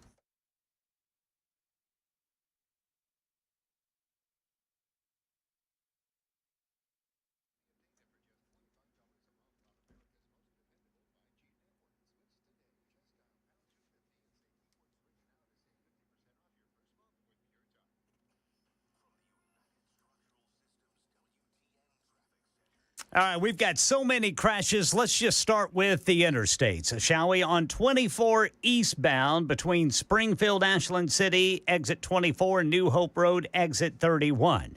We got 24 westbound in Antioch, Hickory Hollow Parkway. Then 40 westbound right before Linwood Road. That's an overturned moving truck in Wilson County. And in Nashville, we've got 440 eastbound at Nolensville Pike. 65 southbound just past Armory Drive, south of downtown. And 65 southbound before Bethel Road. A crash is blocking the right shoulder. That crash is between 2 semis. They're in White House. Traffic every 10 minutes every morning on Super Talk 99.7 WTN.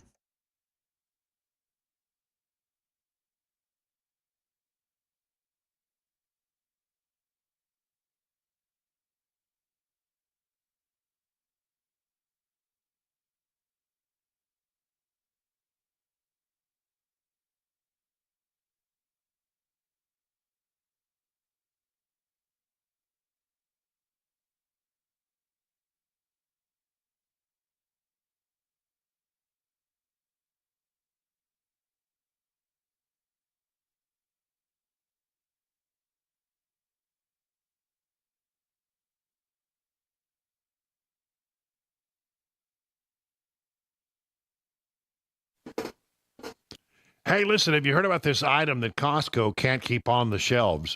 Gold bars.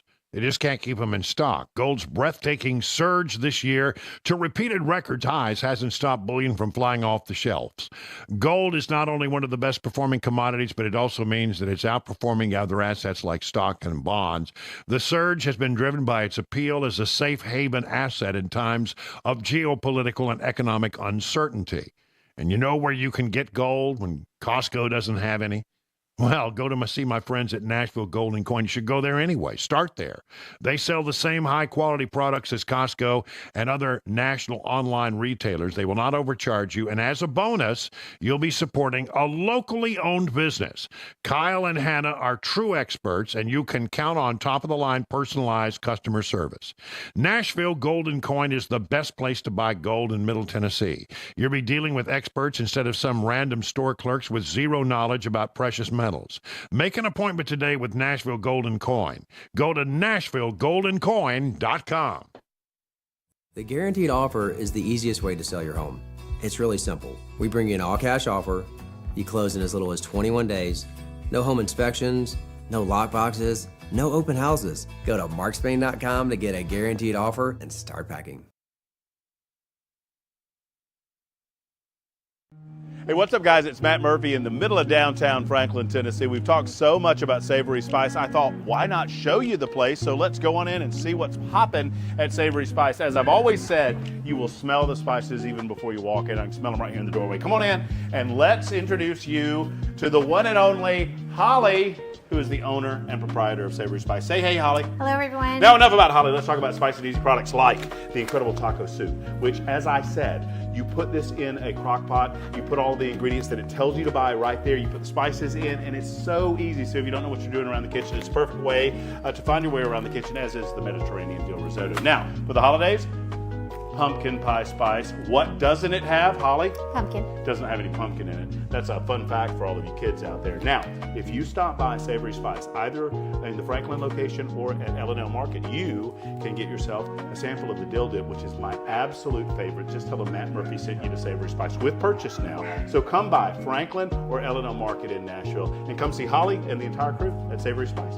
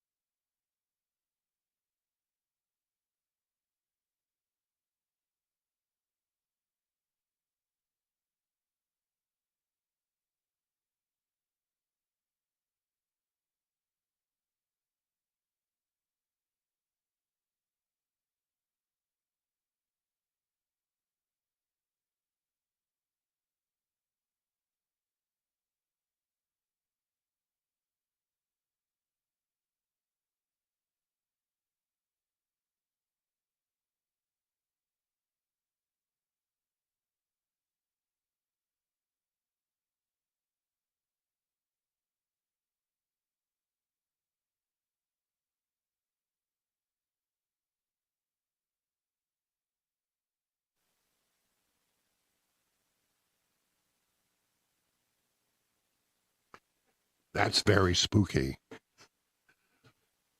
Who knows what evil lurks in the hearts and minds of men? The shadow knows. That's What is that from? I don't know. Oh, that's the Halloween theme. Oh, that from the movie Halloween. Yeah. Yeah. No, that's right. Okay. Well, there you go. Wait, sorry, from the movie Halloween. You missed one. All right. It is 38 minutes past the hour of 4 o'clock on Super Talk 99.7. Still watching the showers push through the area. Here there's one more little round to go through Nashville. And then we should be pushing into some clearer skies, I would say, by 6:30.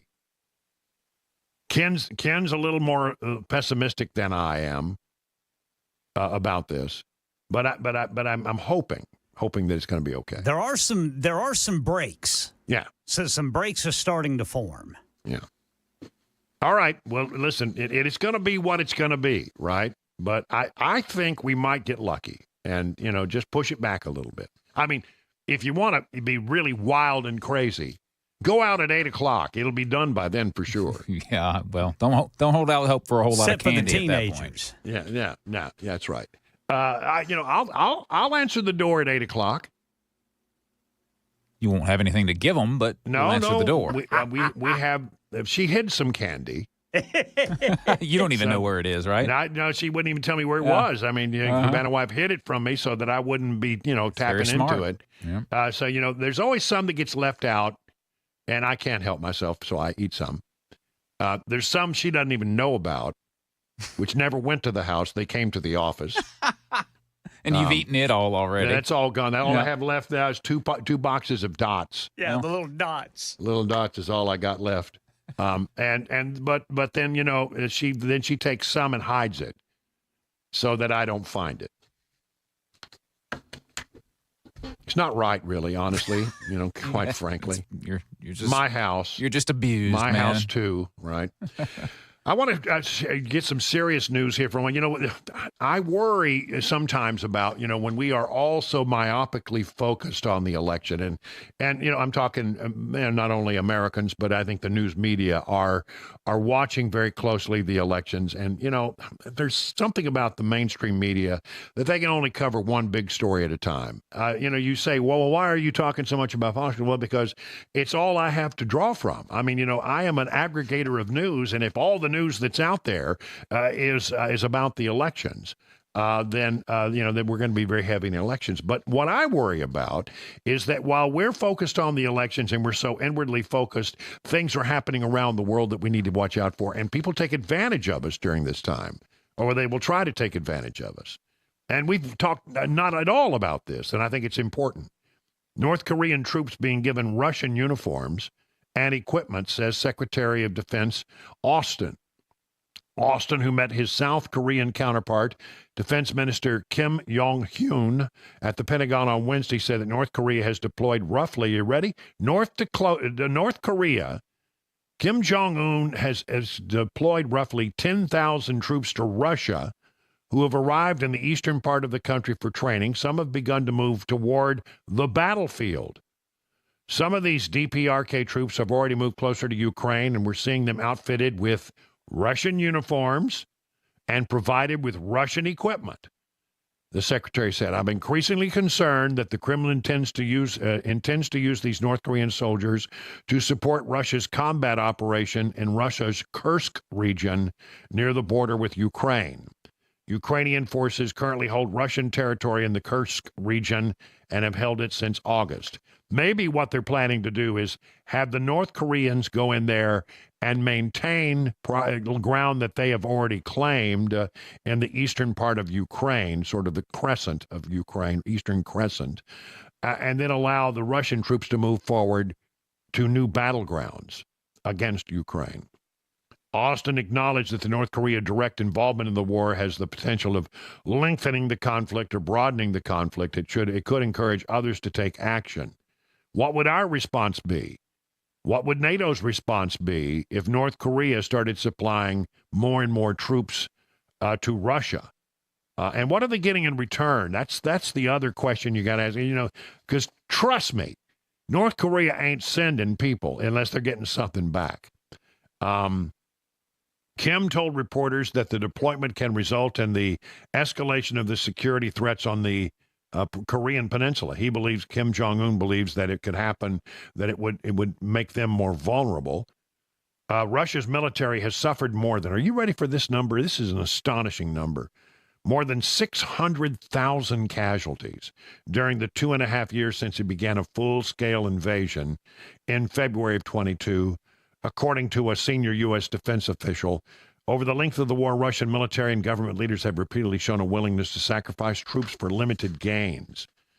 Here's another story, this one from Newsmax. That one was from the Washington Examiner, this from Newsmax. Defense Secretary Lloyd Austin said Wednesday North Korean troops wearing Russian uniforms, carrying Russian equipment, are moving to the Kursk region of Ukraine in what he called a dangerous and destabilizing move.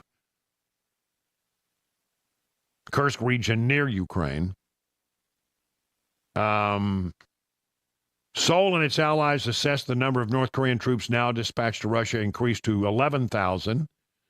More than 3,000 of them believed to have moved toward combat zones in western Russia without specifying exactly where they're going.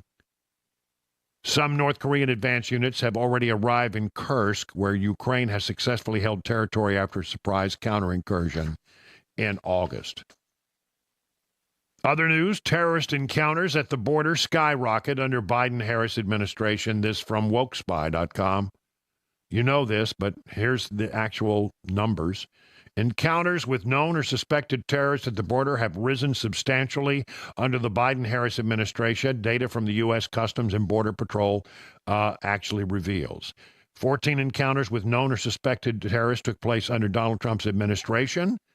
When he was the president of the United States, we had just 14. Kamala Harris is in charge of immigration security, saw that number beaten in the first year of the presidency alone with 16 encounters. In the previous 3 years, however, with the numbers truly becoming shocking, 2022 saw 98 encounters with known or suspected terrorists at the border, with the following year, 2023, yielding 172. 2024 is set to surpass that peak, but it will be a big number. Probably it's currently standing at 94. It will surpass 2022. Biden's worst year saw a 2,867% increase from Trump's worst year of terrorist encounters. Yeah, that's shocking. And again, I don't have to tell you because you've heard me say it so many times. I've made the point that we don't know how many truly came in because there are about 2 million unknowns. The gotaways, the people who came across who never came in contact with law enforcement, who just got across and just sort of absorbed into the fabric of America. We know they came across because we saw them on cameras or picked them up on sensors, but we just couldn't get to them for an interdiction. 2 million people fit that category. Who are they? Where are they? What are they up to? What are their intentions? I don't think that all of the people who got across were just people looking for to improve their economic status. I think that, when you're trying to avoid law enforcement and you're working with the coyotes, you have to actually pay extra to avoid law enforcement. Most people who want to come here to better their situation simply want to have an interaction with the Border Patrol and ICE because that means that they will be getting exactly what they want, waved on through into America. It's when you're avoiding and you pay more to the coyotes to try to avoid law enforcement, and those people we don't know anything about. But why do they want to avoid law enforcement? Because they're probably very bad people, or they may be terrorists, or they could be people who are coming to this country to become spies, get sort of buried into the fabric of our nation and sort of disappear until they're needed, right? Gosh, it's horrible. And still, Harris is standing firm on her wildly unpopular immigration plan in the final pitch to voters. Harris's position, according to The Blaze, appears to defy public sentiment. A poll released in September revealed roughly 54% of Americans, including 25% of Democrats, strongly or somewhat support mass deportation of illegal immigrants. Another poll released in May indicated that just 36% of likely U.S. voters would favor a candidate who promoted amnesty over a candidate who promoted mass deportation.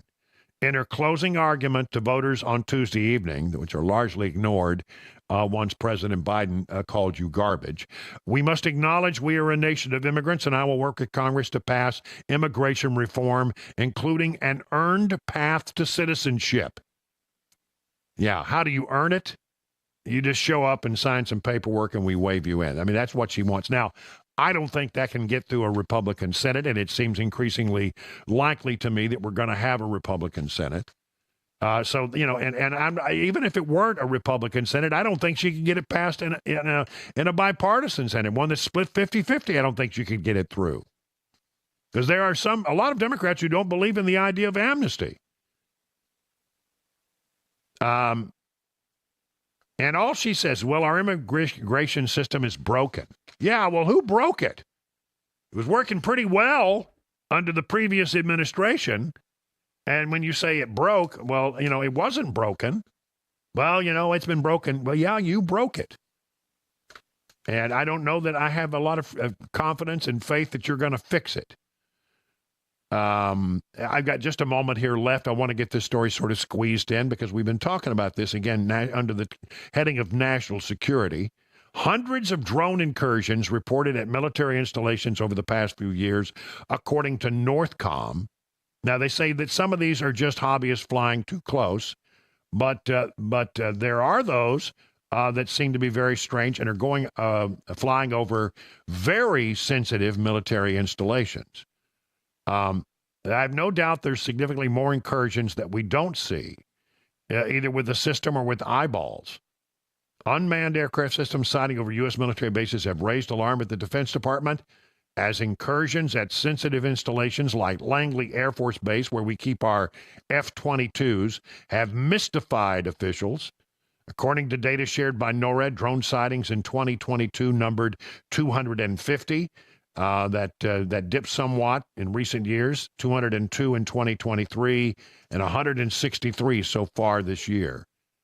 But they're taking pictures. Taking pictures. We know because one of them fell into a tree.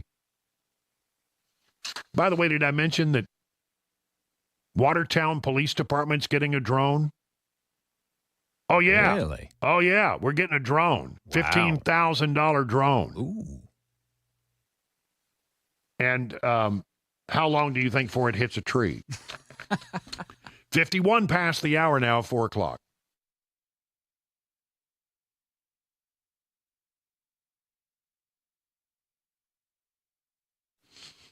Let me talk about my friends at Restoration Wellness who want to help you achieve your health goals. Restoration Wellness is a leader in weight loss management in Wilson County, located in Lebanon.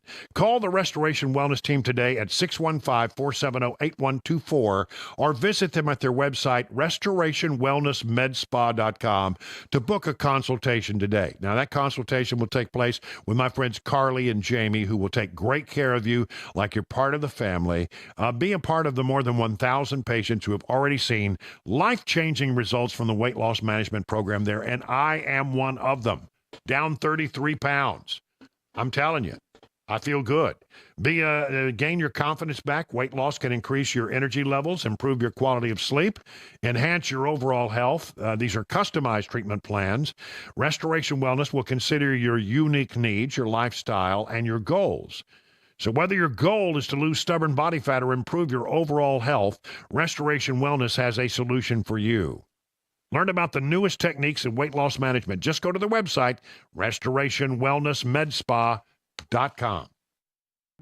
Hey, what's up, guys? It's Matt Murphy in the middle of downtown Franklin, Tennessee. We've talked so much about Savory Spice. I thought, why not show you the place? So let's go on in and see what's popping at Savory Spice. As I've always said, you will smell the spices even before you walk in. I can smell them right here in the doorway. Come on in, and let's introduce you to the one and only Holly, who is the owner and proprietor of Savory Spice. Say hey, Holly. Hello, everyone. Now, enough about Holly. Let's talk about spicy and easy products like the incredible taco soup, which, as I said, you put this in a crock pot, you put all the ingredients that it tells you to buy right there, you put the spices in, and it's so easy. So if you don't know what you're doing around the kitchen, it's a perfect way to find your way around the kitchen, as is the Mediterranean dill risotto. Now, for the holidays, pumpkin pie spice. What doesn't it have, Holly? Pumpkin. Doesn't have any pumpkin in it. That's a fun fact for all of you kids out there. Now, if you stop by Savory Spice, either in the Franklin location or at L&L Market, you can get yourself a sample of the dill dip, which is my absolute favorite. Just tell them Matt Murphy sent you to Savory Spice with purchase now. So come by Franklin or L&L Market in Nashville and come see Holly and the entire crew at Savory Spice.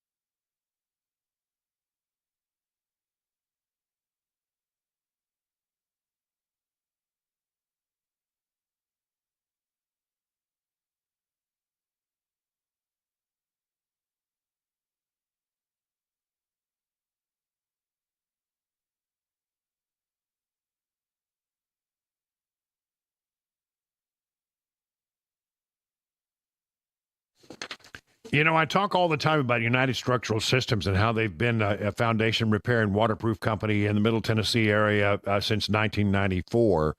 And they have more than 25,000 satisfied residential customers. But recently, I became one of those customers. They came to my house to do some foundation repair issues. I have the standard thing that they talk about, you know, the stair-step cracks and masonry joints, a couple of things that were very concerning to me. They came in, took care of it in really short order. And I'll tell you something, the thing I liked about it is when they got through, I couldn't even tell where the cracks were.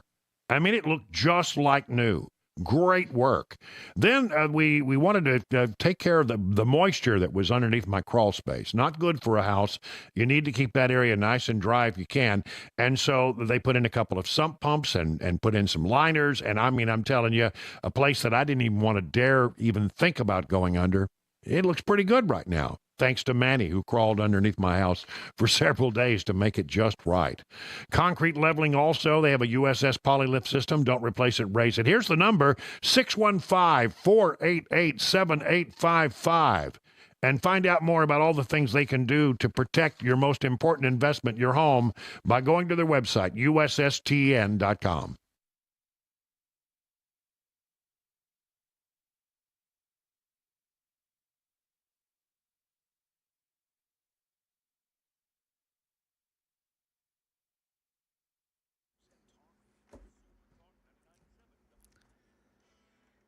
Five o'clock on the dot. I'm Ken Weaver with your top stories. And rain returns to Middle Tennessee for Halloween. Got the full forecast and traffic coming up in 5 minutes. Election 2024, Vice President Kamala Harris in Arizona. On day one, Donald Trump would walk into that office with an enemies list. On day one, when I am elected, I will walk in with a to-do list. And one state over. I will massively cut taxes for workers and small businesses, and we will also have no tax on tips, no tax on overtime, and no tax on Social Security benefits to your seniors. As Trump rallying in New Mexico, which hasn't voted a Republican into the White House in 2 decades. Well, wars are raging in the Middle East and Europe, and this is U.S. Secretary of State Antony Blinken commenting today on 8,000 North Korean troops spotted near the Russian border with Ukraine. He says Russia fully intends to use them. Should these troops engage in combat or combat support operations against Ukraine, they would become legitimate military targets. A key gauge of inflation shows it flattening out to just about where the Fed wants it to be. Here's Sherry Preston. In an election year when Americans say inflation and the economy are among their top issues, the Commerce Department is reporting that a key inflation gauge has fallen to near pre-pandemic levels. Consumer prices up just 2.1% in September from a year earlier, barely above the Fed's 2% target. The Fed will use that as a part of its decision on lowering interest rates at its meeting next week. Well, Bankrate says prices are still 21.4% more expensive since February 2020. And the average rate on a 30-year mortgage in the U.S. rose for the 5th straight week, returning to its highest level since early August. The rate rose to 6.72% from 6.54% last week. Mortgage buyer Freddie Mac says today the Fed cut that interest rate in September, but the 10-year Treasury yield, which lenders use as a guide to pricing home loans, is going higher at 4.30% midday today. That's up from 3.62% in September. That was just days before the Federal Reserve cut. Now that the Dodgers have beat the Yankees for the World Series title, it's time for a celebration in L.A., says Alex Stone. Early this morning, the Dodgers touched down at LAX aboard the New England Patriots plane, straight from New York with their World Series trophy. Now L.A. Mayor Karen Bass announcing 2 events, a victory parade and then a ticketed celebration at Dodger Stadium on Friday. I am feeling like victory. Victory. This is a wonderful day. She's asking companies here to allow their employees to work from home on Friday to help alleviate traffic. That is the latest news, traffic, and weather next. I'm Ken Weaver, WTN News.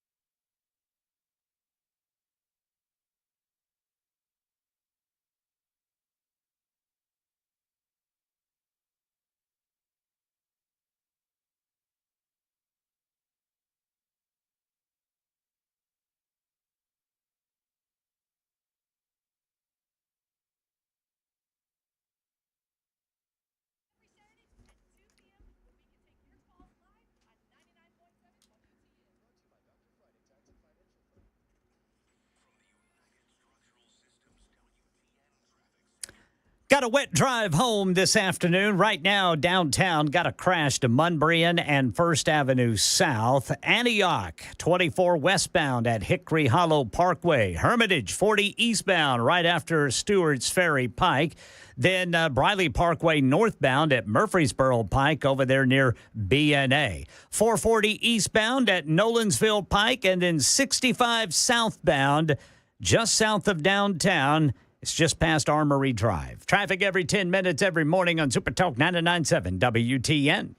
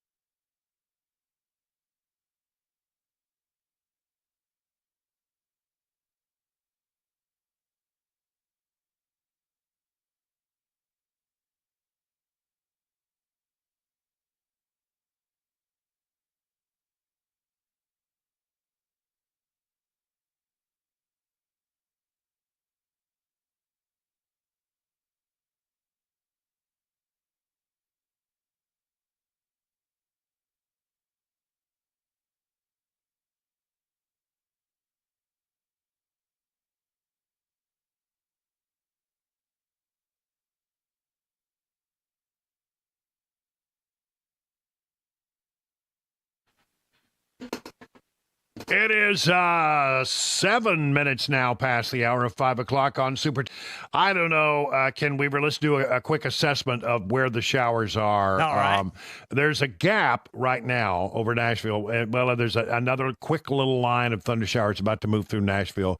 A gap over, I would say, Murfreesboro right now. Yep. The way it looks to me. But looks like Smyrna's getting a little break.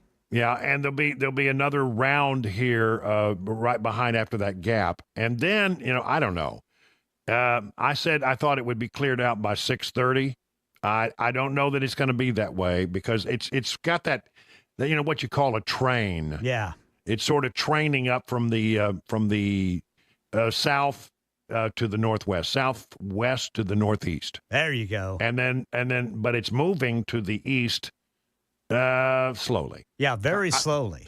Yeah, I mean, like Clarksville is in the open right now. Yeah, a big clearing there in Clarksville and then Hopkinsville there in that part of Kentucky. Yep. And Memphis is in the clear now. This is the first time today I've seen Memphis in the clear.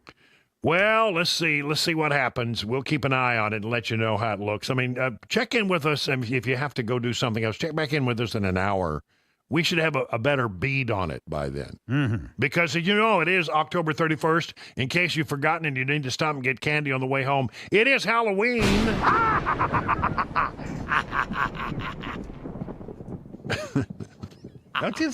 Can I have some spooky music? Ken's laugh kind of sounds similar to I know, very similar. That's Freddy Krueger's laugh, if you didn't know.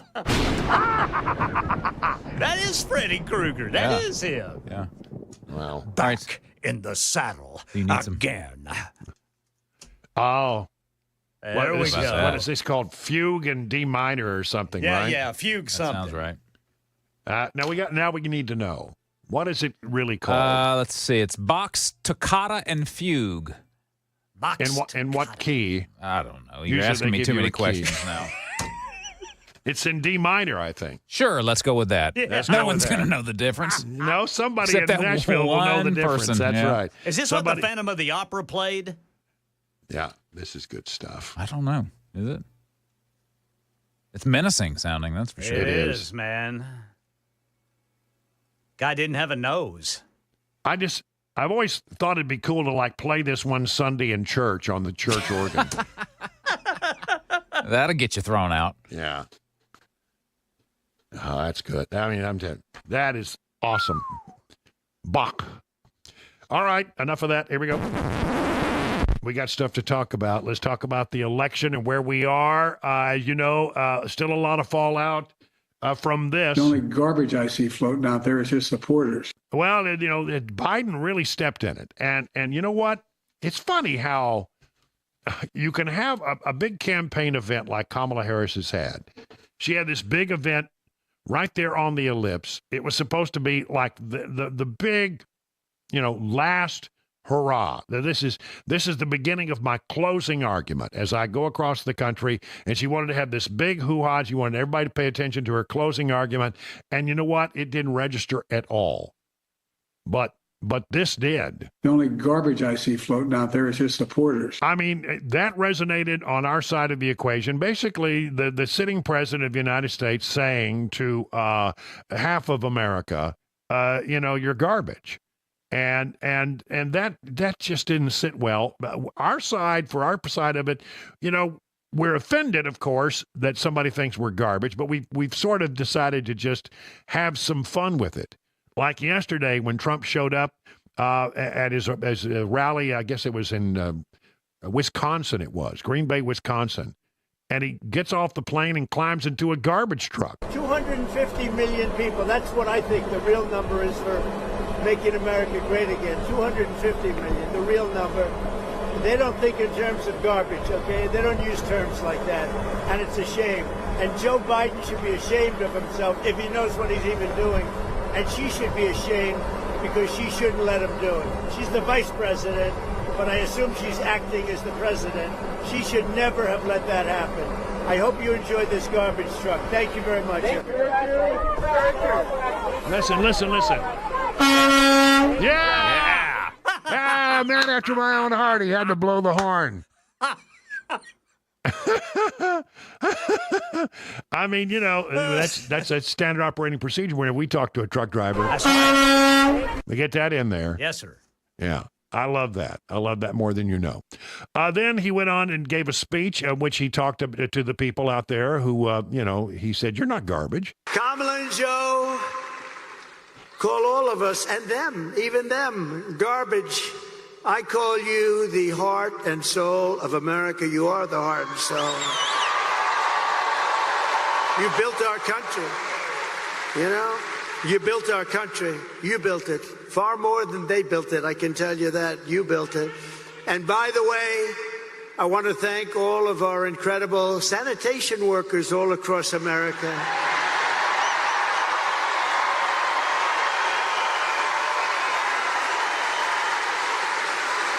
Because they work hard. They really do work hard. And then he today, I don't understand this. I'm a little worried about this strategy. I'm a little conflicted because I remember in 2016 and at the end of the election, when it was all said and done, one of the criticisms that had been leveled at Hillary Clinton's campaign was she got overconfident. She looked at polls. She believed she was going to win. She thought there's no way I'm going to lose. So instead of paying attention to the battleground states, she wanted to run up the general election number. She wanted to win big. She wanted to humiliate Trump. And so, she started campaigning in places instead of paying attention to the battleground states, paying attention to where, you've got to have it to get the Electoral College vote. You've got to have it. You've got to have it. You've got to have it. And she went off and did other things. And it may have ended up costing her the election because Trump's played the Electoral College game and won in 2016. Well, now today, Trump is doing exactly what Hillary did in 2016. He's out in places where, the polls say he's down by a lot. And, places that you wouldn't think you had a lot of chances, like New Mexico, which has been a Democrat state most of the time. I think there have been a few cases where Republicans have won there, but not very many. He was in Albuquerque. He was there talking in New Mexico today. This is all you need to know. Kamala broke it, and I will fix it, and I'll fix it very quickly. And with your support, New Mexico, look, don't make me waste a whole damn half a day here, okay? Look, I came here. We can be nice to each other, or we can talk turkey. Let's talk turkey, okay? First of all, Hispanics love Trump. They do.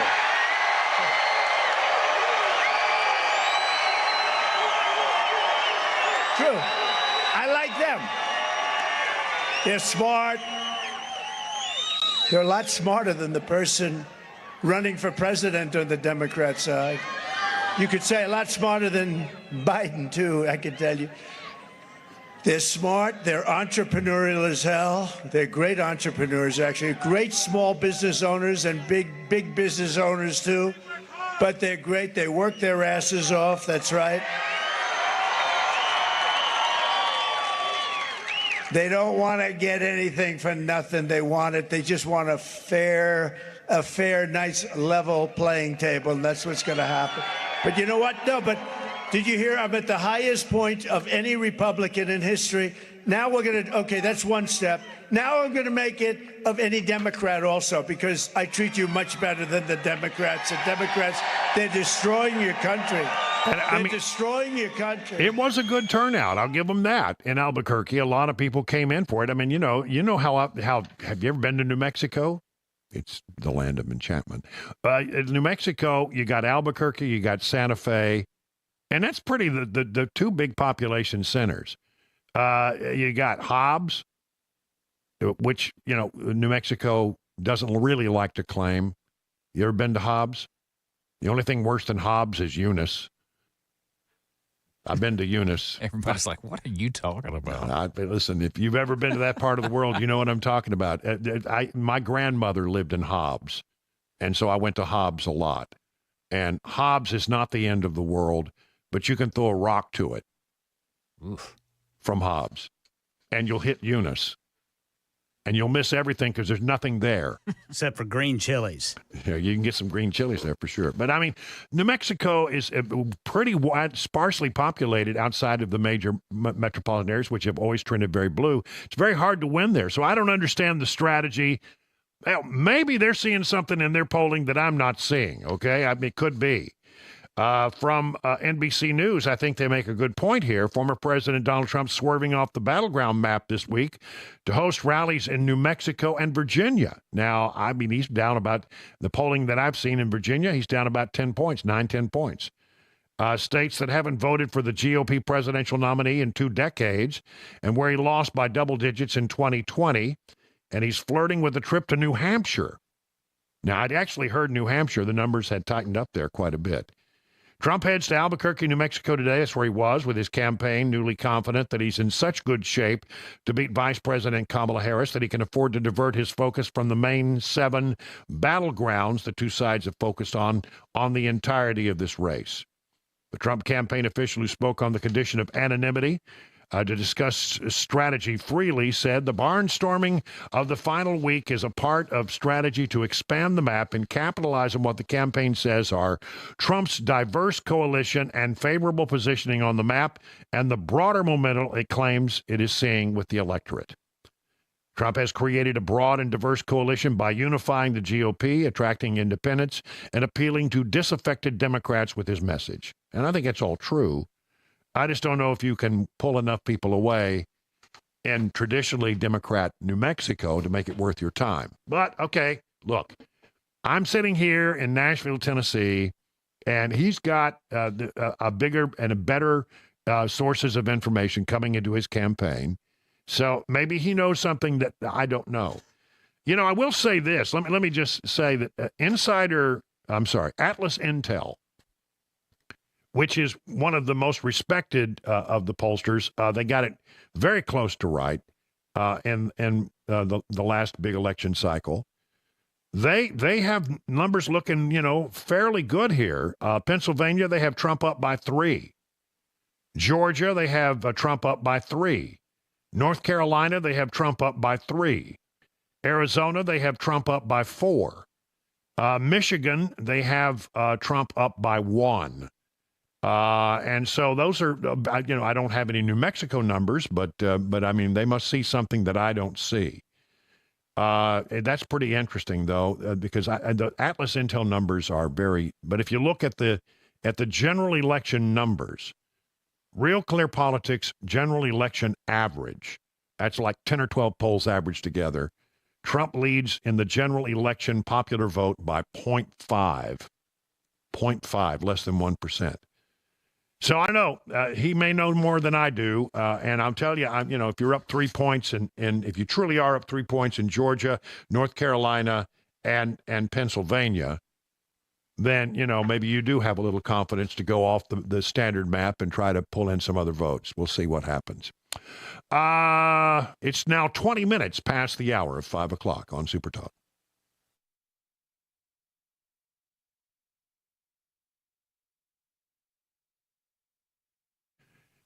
See, are the relatives coming to your house for Thanksgiving dinner? Let Busy Bee help by ensuring your home is in-law and relative ready.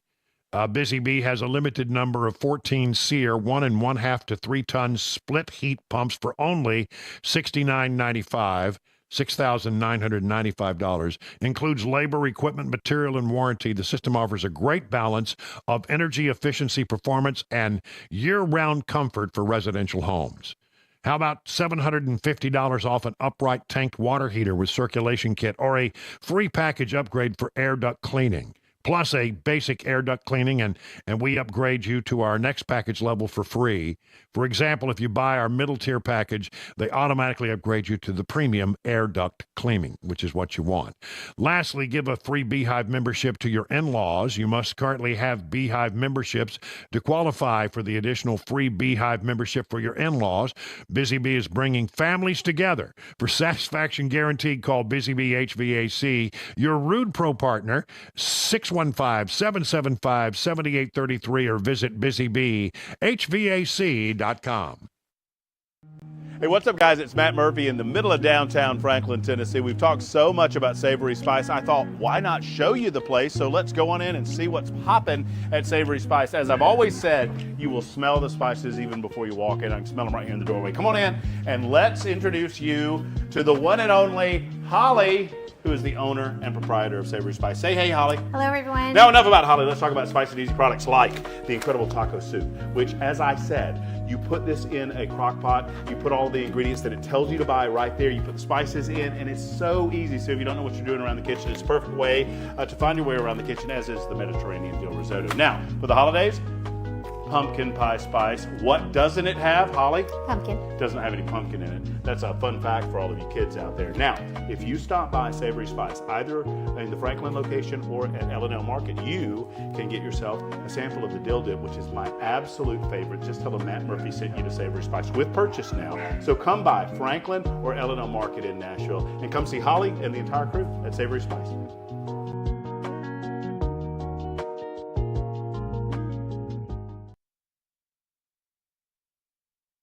Hey, what's up? It's Chris Hand from 99.7 WTN. If you're thinking about advertising this year in 2025 and beyond, you have to combine the power of radio with the power of digital. We do it here flawlessly, and our sales team can hook you up with a package tailored to your exact needs. So if you want to advertise, advertise with me. Advertise with 99.7 WTN. Go to the website for more info, 997wtn.com/epic.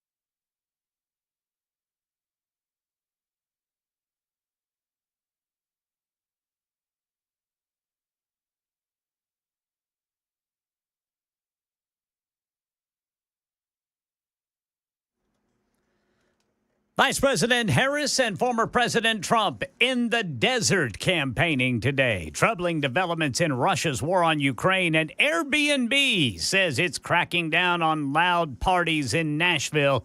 That's coming up at 5:30 on Super Talk 99.7 WTN. They did the Monster Mash.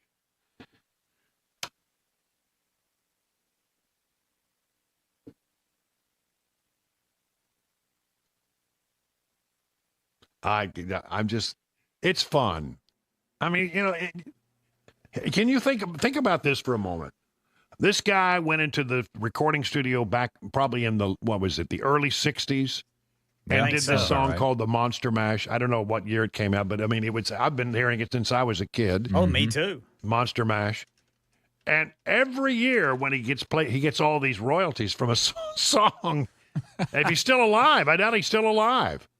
Gets played one day a year, but I bet he gets played millions of times. Yeah. That's right. I mean, it's got to be like, it's like Christmas songs that become so iconic that you have to pair them, like Rock Around the Clock or, I mean, not Rock Around the Clock. What is it? The Jingle Bell Rock. Jingle Bell Rock. Jingle Bell Rock. And that song gets played. And by the way, that is an amazing story, which we'll tell at Christmas time. I won't bother you with it right now, but how that song came to be is a great story, a great Nashville story. Let's talk about more election stuff, because I mean, actually, is there anything else that people care about more than the elections right now? I can't think of what it would be. 8 counties. Really, it may come down to this: 8 counties in the whole country. I don't know how many. There's 95 counties in the state of Tennessee. State of Texas, if I remember from my history lesson, has 254 counties. I mean, there's a lot of counties in America. I should try to. Can you look that up? Just how many counties are there in America? Look that up for me. There's 95 in Tennessee. That's what I just said. Yeah. But I mean, in the whole country, I want to know how many counties there are. 3,144 counties. Thank you very much. That's quick research. And it really comes down to how people vote in maybe 8 counties. That could well decide this. Cobb County, Georgia. You've probably heard the suburbs are the secret to Democratic success in recent elections. Cobb County, a great example of that. Located just northwest of Atlanta, Cobb was solidly Republican for decades because it was majority white, but the county is diversified, and now the population is 30% black, 15% Latino, and 6% Asian. Nearly 16% of residents are immigrants. Cobb County was not good news for Trump in 2016. Waukesha County, Wisconsin. To win key swing states, Harris doesn't have to win every suburb. She has to keep cutting into the GOP margins in places like Waukesha County. Long a Republican hold, former Wisconsin Governor Scott Walker regularly won there with more than 70% of the vote. Waukesha has gone from solid red to pale red in the Trump era. Washoe County, Nevada. There are 3 political zones in Nevada, the sparsely populated rural areas. This is good, deep stuff. You're going to need this on election night, which covers most of the state. Hardcore Republican in Washoe. Clark County, the dense, diverse, and largely working-class area that encompasses Las Vegas, leans Democrat. But I got to tell you, in Clark County, there's been a great turnout in early voting, and the Republicans are outnumbering the Democrats significantly in Clark County in early voting. Then there's Washoe County, which is Reno and Sparks, tends to tip the entire state one way or the other. And Nevada does tip. The result there has been within 3 percentage points in 4 of the past 6 presidential elections. Wayne County, Michigan. Trump isn't going to win Wayne County. But if he wins the election, Wayne could help explain why. For one thing, it's Michigan's most populous county with 1.75 million residents. It has high concentrations of 2 groups that might cause Harris some trouble. Black Americans make 38% of it, and Trump's doing better with black Americans. And Arab Americans make up about 8% of the vote there in this most populous county. And, they don't like Kamala Harris right now. So that could play to Trump's advantage. Douglas County, Nebraska. When you think of a swing state, you don't usually think of Nebraska. It's very Republican statewide. But when you think of swing counties, Douglas County should come to mind. In 1991, you need to know this. This could really become important on election night. The Cornhusker state decided to split its 5 electoral votes between the statewide winner, who gets 2 electoral votes, and the winner of each of its 3 congressional districts. And Douglas County, Nebraska, is one of those areas where you could have an island of blue that gets 1 electoral vote and a sea of red. Believe it or not, probably that county, I think it's called Nebraska 1.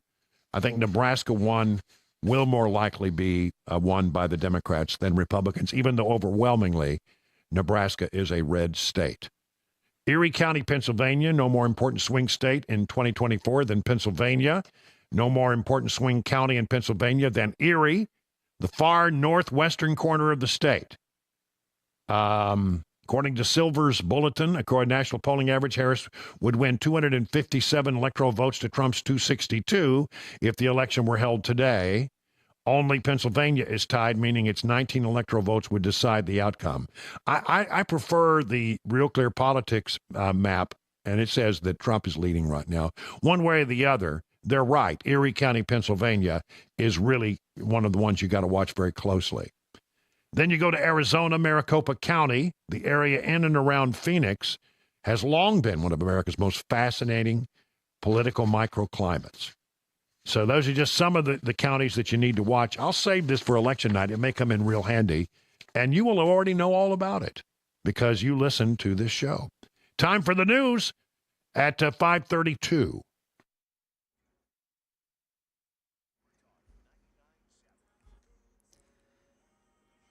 I'm Ken Weaver with your top stories. Right now, the heaviest rain is right along I-65 from southern Kentucky all the way down to northern Alabama. That's the heaviest rain falling in middle Tennessee right now. Full forecast and traffic in 5 minutes. Election 2024, Vice President Kamala Harris in Arizona. And unlike Donald Trump, I don't believe that people who disagree with me are the enemy.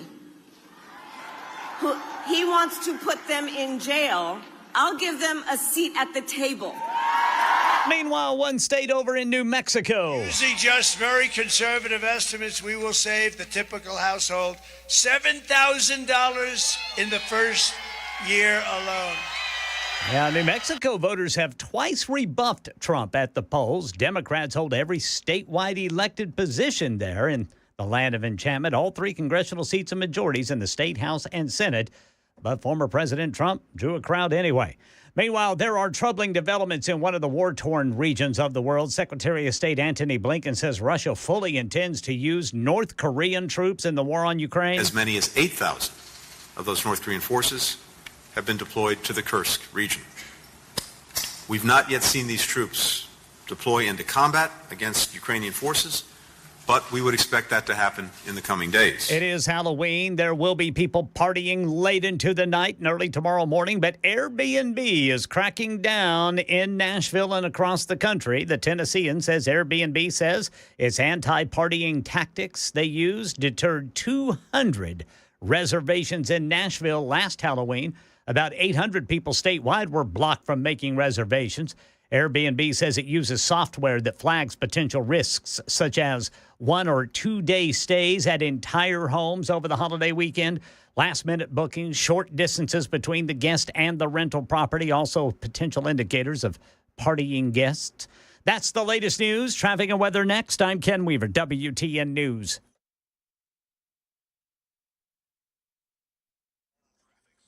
Not as many crashes as we had before, but again, as I just mentioned, some of the heaviest rain to fall all day right now is right over I-65 all across Tennessee from the north to the south. So looking at Hermitage, we see we have a crash 40 eastbound after Stewart's Ferry Pike. Got Briley Parkway northbound at Murfreesboro Pike there at the airport. In Madison, 65 northbound after OHB, got a crash there, police on the scene. And then in South Nashville, 24 westbound at Murfreesboro Pike. Traffic every 10 minutes every morning on Super Talk 99.7 WTN.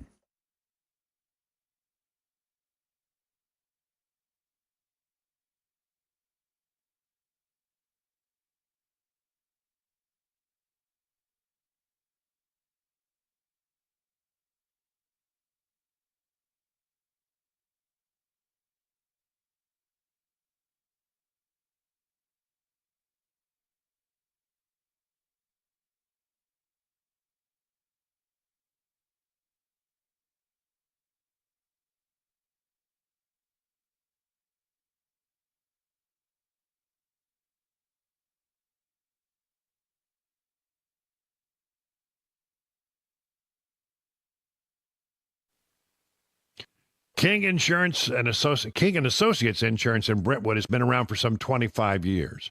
That's right, 25 years as an independent agency. That's a good thing. That's what you want. You know, you can do business with those internet companies, but you know that's you don't get any personal service. And you take whatever product they have, and they just here take it or leave it. At King and Associates, what they'll do is they'll shop around.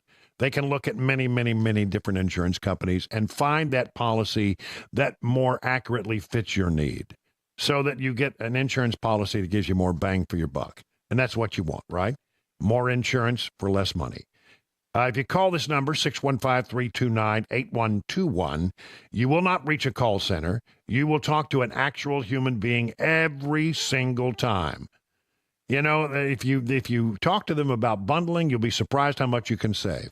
Multi-policy discounts can save you 20, 25, 35%. Huge savings are possible. So get your royal review with King and Associates Insurance. Just log into tkinginsurance.com. King Insurance and Associates, royal treatment, great rates. The guaranteed offer is the easiest way to sell your home. It's really simple. We bring you an all-cash offer. You close in as little as 21 days.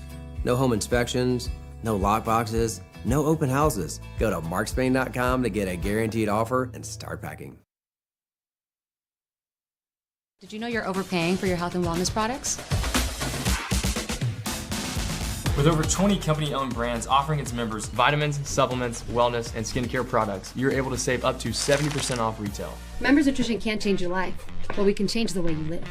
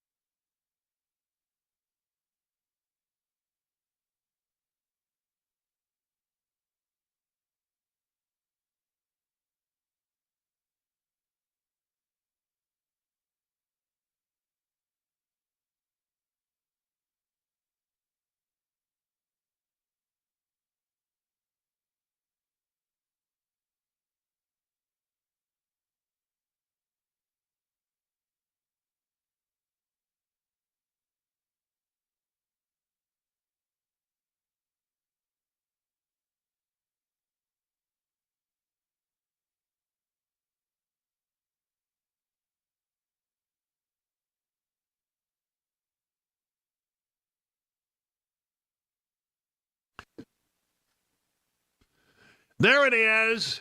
It's the Halloween edition of the Three Amigos. The Three Amigos are Ken Weaver in the newsroom. Hello, Ken. Good afternoon, boys. Yes. And there in the control room pushing the blinky buttons is Chris Weber. He's Amigo number 2. Greetings. and salutation. And I am Brian Wilson, your ghoulish Amigo number 3. And together we make up Three Amigos. And, we just try to tell, weird stories that we find. Little things we squirrel back and we say, oh, we got to talk about that on the Three Amigos. Sometimes we get through them. Sometimes we get diverted.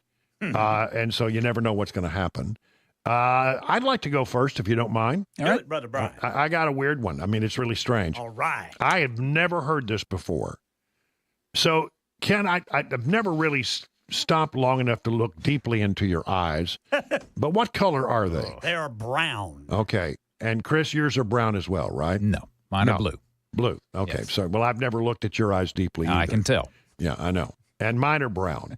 But apparently there are things that your eye color can tell you about yourself and about things that you might be susceptible to and all kinds of things.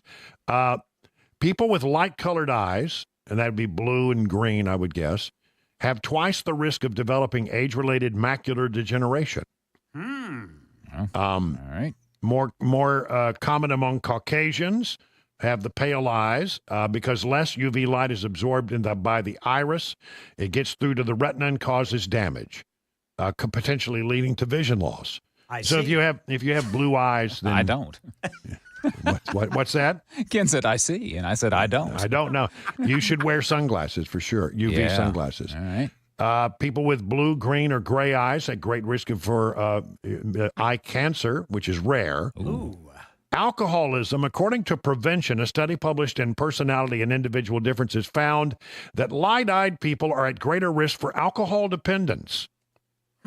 Did you know that? I didn't know that. Never heard that. No, On the other hand, those with dark eyes are more sensitive to alcohol and drugs and are less likely to be substance abusers.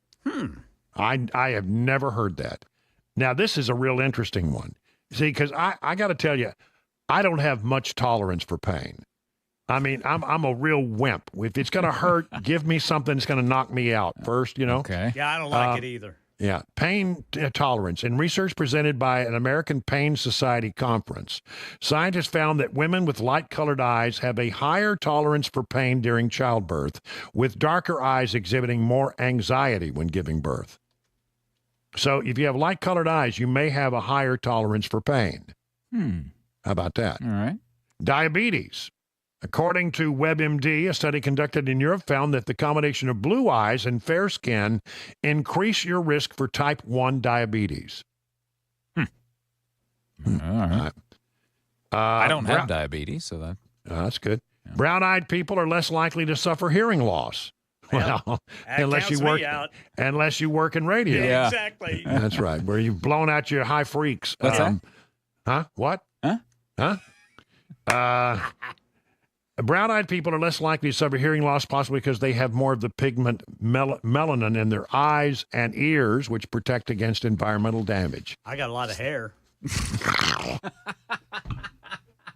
That's probably doing more harm than good, actually. Ken. Oh, my gosh. Blue-eyed people are less likely to have blotchy skin conditions because genes that help make your eyes blue also protect you from that particular condition. Cataracts. An Australian study found that dark-eyed people have twice the risk of developing the common eye condition that causes a clouding of the lens of the eye. However, most people over the age of 65 will get cataracts eventually, no matter what color their eye is. I have brown eyes, cataracts in my 40s, both eyes. Really? I had to have cataract surgery in my 40s, that's real young. Yeah. And my sister, same thing, brown eyes. Yeah. Interesting. Yeah. Sports skills. Who knew this? WebMD notes that dark-eyed people perform better at sports involving quick reactions such as boxing, hitting a baseball, and defensive football. People with blue eyes are superior in more controlled sports such as golf, bowling, or pitching a ball. And fine, I know failed at that one too, man. Yeah, I'm telling you right here, this is the last one. I know I've eaten up a lot of time here. Trustworthiness. Researchers have found that brown eyes promote trust. We tested whether eye color influences perception of trustworthiness. Facial photographs of 40 female and 40 male students were rated for perceived trustworthiness. Eye color had a significant impact on the outcome of then what people said. The brown-eyed faces being perceived as more trustworthy than the blue-eyed ones. Now, see, I think it'd be the opposite, because if you got brown eyes, I always assumed you were just full of Exactly. I mean, I didn't know that, but I have brown eyes, and I can look, really sincere. I've got dark brown eyes. My wife has brown eyes, but sometimes her eyes are darker at times than others. You think so? Yes. Is that just not the light? It could be. I don't know, but I've noticed sometimes her eyes are a lighter brown. And I wonder if that's a real thing, or if, like you said, it's just a different lighting. Or something. Yeah, I don't know. I just found this fascinating that apparently you can have a real impact on the way you are perceived. Yeah, I would have never thought. I don't pay enough attention to people's eye color. Yeah. Like, I don't notice. I would not have guessed that both of you guys had brown eyes. I just don't pay that much attention. We just don't look that closely. Yeah. Well, but they say about 90% of communication is visual. It's nonverbal. Yep. So maybe little things like that do have an impact. I guess they do. Yeah, 40. Okay, your turn. What do you got? Me? All right, I'll go next. You go next. Yeah. Since it's Halloween, I've got some of the weird and wonderful world's traditions on Halloween. Everyone doesn't celebrate the same way that we do here. For instance, in Ireland, they're known for turnip carving. Turnip carving. Yeah, Ireland and Scotland, with their Celtic roots, are thought as some of the originators of what we know as Halloween today, and they traditionally and historically used turnips to carve. Well, who knew? Yeah, the term jack-o'-lantern takes its name from the folk tale about Jack, a spirit welcome neither in heaven or hell, who is destined to wander the countryside forever with just a lantern to guide him. So candles will be placed inside hollowed-out turnips and placed on doorsteps or in windows on the night of the 31st to try to ward off Jack. That's one good use for turnips, because I ain't eating one. In Scotland, they celebrate the Samhain Fire Festival. It's thought to be originated, Halloween is, from Samhain, or All Hallowtide, a pagan festival which marks the transition from summer to autumn, and at which time the divide between the worlds of the living and the dead is at its thinnest, apparently. And even in modern-day Scotland, Samhain is still marked every year with a fire festival in Edinburgh, where it's held in the shadow of Arthur's Seat in Holyrood Park, apparently. I don't know. But it accommodates large crowds of people, which they watch fire dancing, acrobats, drum performances, theater shows, and that sort of thing. They do it bareback? Probably. There are some that do. Shirtless would be the way to go on that. Shirtless but kilted. Of course, in Mexico, you've got the Dia de Muertos, which is the Day of the Dead. Yep. Day of the And Dead, that's right. a 3-day festival. I didn't know this. Yeah. The first day honors children who have passed away. The second remembers all other departed. And the third while on the third, celebrations are held. Families build altars, commemorate the dead, decorate with sweets, toys, and other items meaningful to the deceased. They wear colorful skeleton costumes, and festivities continue into the night at cemeteries where relatives gather to celebrate the lives of those who have passed. That's interesting.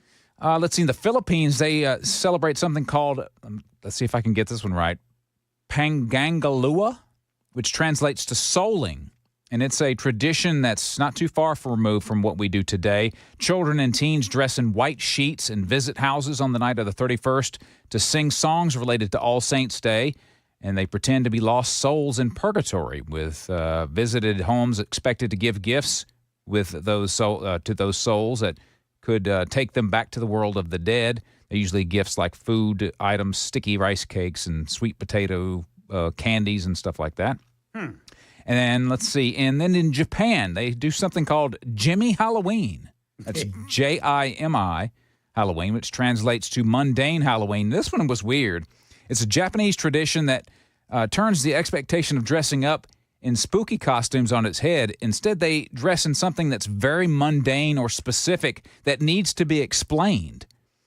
It's kind of interesting. Some examples are people who foolishly ordered curry udon despite wearing white clothes, a man who keeps getting mistaken for a store employee, and a guy who just got back from the swimming pool, complete with red goggle marks around his eyes.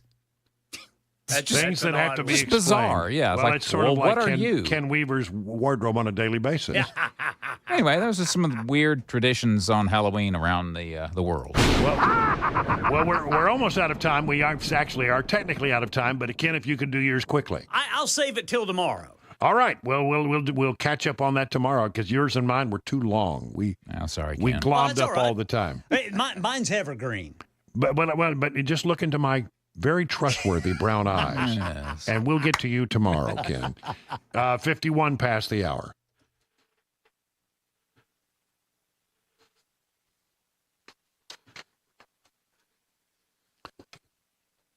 We don't have to wait until November to start taking our country back. We can get in the fight now with Coin, the conservatives' credit card.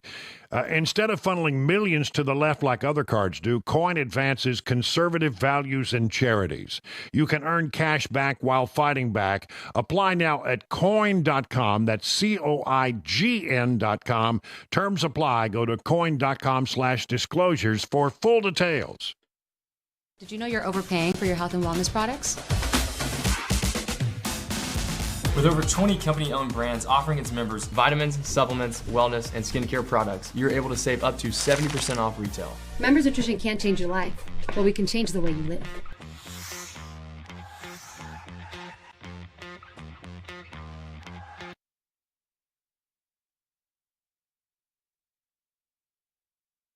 The guaranteed offer is the easiest way to sell your home. It's really simple. We bring you an all-cash offer. You close in as little as 21 days.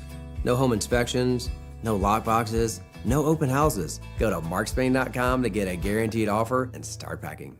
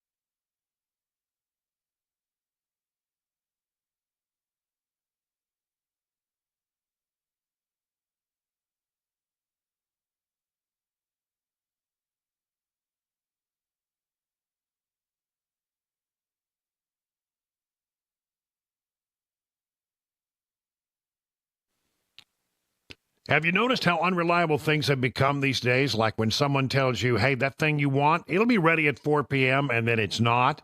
People are really tired of that kind of stuff. Listen, if you've had it with unreliable vehicle repair shops, come to Eurofix. Eurofix has your vehicle ready when it's really supposed to be ready, so you don't stand around waiting. Eurofix repairs all European cars with quality that beats the dealer without dealer pricing. That's because dealer repair shops are designed to pay virtually all of a dealership's overhead, and that is a ton of money. So why would you want to pay for that? At Eurofix, reliable means a 3-year nationwide warranty plus a free loaner car with every repair appointment. Make sure you call ahead as loaner cars are very popular. If you're tired of unreliable vehicle repair shops, come to where it is reliable. Eurofix, which has been family-owned for 24 years. Call 844-EUROFIX or visit myEurofix.com. That's myEurofix.com.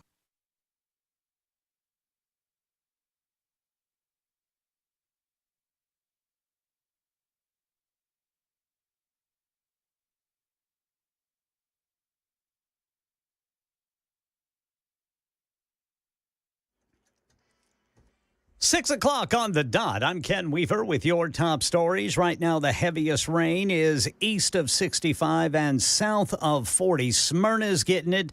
It is just west of you, Lebanon and Murfreesboro.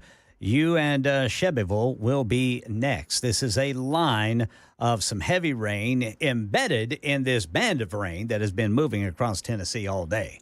Full forecast and traffic coming up in 5 minutes. Election 2024 as of this afternoon, more than 62 million Americans have voted early. More than 33 million were in person. 29 million came in by mail.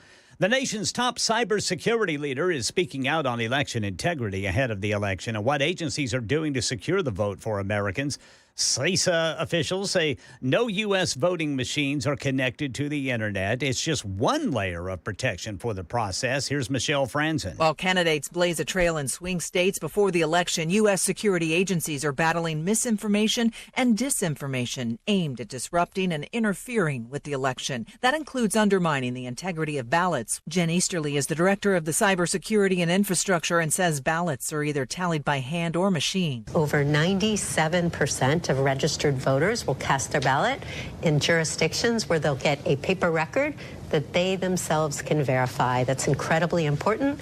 And you have paper in all of the battleground states. Home prices and interest rates keep climbing. The average rate on a 30-year mortgage in the U.S. rose for the 5th straight week, returning to its highest level since early August. The rate rose 6.72% from 6.54% last week. A lot of Americans say rising prices are their top issue this election. Now, an inflation gauge closely watched by the Fed has fallen to its lowest level since 2021. Here's Sherry Preston. Consumer prices rose just 2.1% in September from a year ago, just slightly above the 2% target that the Federal Reserve had set to try to get the economy back on track after pandemic price hikes.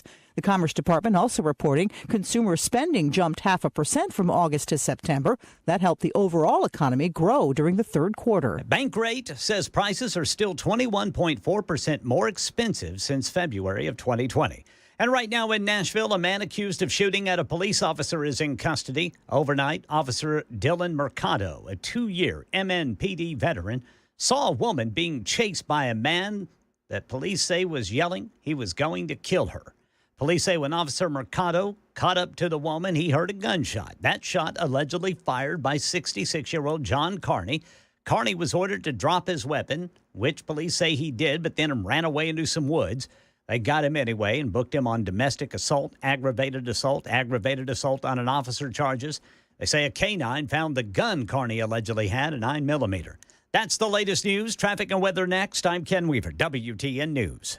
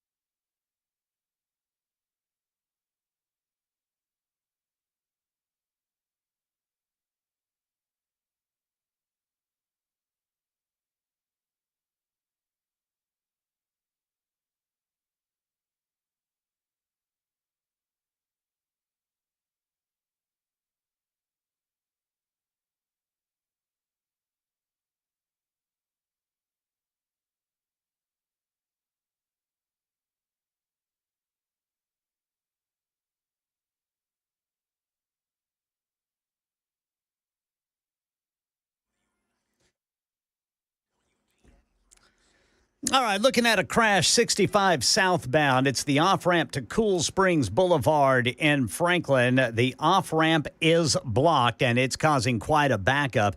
Then in Rutherford County, a crash blocking the on-ramp 24 eastbound from Old Hickory Boulevard there in Laverne. Traffic every 10 minutes, every morning on Super Talk 99.7 WTN.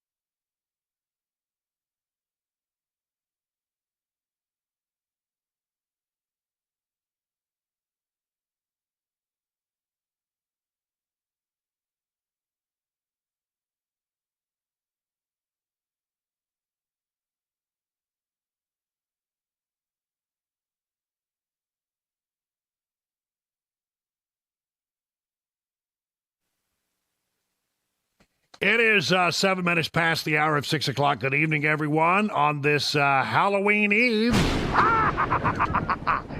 I should say it's wet Halloween Eve. Well, it's not Halloween. It's not the eve of Halloween. It is Halloween. Halloween evening. It's Halloween evening. That's right. And Ken Weaver, Yes, I'm going to admit that I think you were right and I was wrong. Mark this down. Red letter day. No, you're often right, and I'm often wrong. I don't think the rain's going to clear. I mean, there's a whole nother wave of it coming through, and I was cautiously optimistic that it might push on through, but I mean, some areas will be getting in the northwest quadrant of our listing area. They'll be doing okay here in a short bit, but I mean, if you're in Nashville. If you're in anything east of Nashville, it's just going to be a while clearing out. Yeah, and some of it's really light rain, too. The heaviest right now that I'm looking at it's part of that line of heavy rain that came through that during the newscast or during the top of the hour cast, the 5:30 cast was right along 65. It's moved well east of there now, but you got places like Lebanon and Murfreesboro and Shelbyville that are getting some of the heaviest rain right now. Behind it, it is kind of spotty. Brother Brian is kind of breaking up a little bit, but for the most part, there's very, very few dry areas in Middle Tennessee right now. Yeah, and so, I was hoping that if you waited till about 6:30, we might get lucky and it'd push through, but it's going to be wet for a while. Yes, sir. For most people in our listing area. And I'm sorry. I wish we could do better by you. I mean, it's the weather. We have no control over it. Don't be mad at the people who are delivering the message. Even if we did give you false hope earlier. I like how he's saying we, Ken. Like you and I had anything to do with that prediction. Yeah, we got to watch Brother Brian. You got a mouse in your pocket, Wilson? Yeah, that's right. I was wrong. Here, just mark this down. This is a big day. I was wrong. Actually, yes, you're right. You should go, Yeah. I was wrong. There we go. All right. Anyway, I'm sorry. And but, I'm going to miss it. I was sort of hoping that if people would push a little later because I never get to participate in trick-or-treating and, and handing out candy. Because by the time I get, over to the house, they've already come and gone most of the time. So I was hoping they would push a little later. Maybe I was just being selfish. Well, just think about it this way, Brian. If there's rain, that means there'll be more candy left for you. That's right. There's an upside to this silver lining. Unless Cabana Wife has found some place where you definitely won't find it. Well, I can find it. She thinks you'll unleash that bulldog is what you'll do. She thinks that she's got, she thinks she's so clever that she hides stuff from me, but I know all her good hiding spots. You thought you did. Yeah. Not she anymore, buddy. She doesn't know about all of mine. Well, with her outfit today, you better look out for the guillotine. Oh, it wasn't that a great outfit? Yes, I got to tell you. That's one of the best I've ever seen. I wish everybody could see it because she dressed up as the Queen of Hearts. Everybody in her office at the dentist office where she works, they all dressed up as characters, as I understand it, from Alice in Wonderland. Yeah. And she was the Queen of Hearts. And that's pretty good Queen of Hearts, I'll have to say. Was. Yeah, Very good. She looked real good. I didn't see her this morning when she left. Because I was asleep, and she gets up and goes out earlier. She got to drive into Nashville, and so she was, driving down, and I didn't see it until she sent me pictures later. Now I had seen the outfit, and I had seen the wig, but I hadn't seen it with the makeup and everything put together. Mm-hmm. And it's quite impressive. Yep. She looked really good, and our dog was apparently really freaked out by it. Yeah.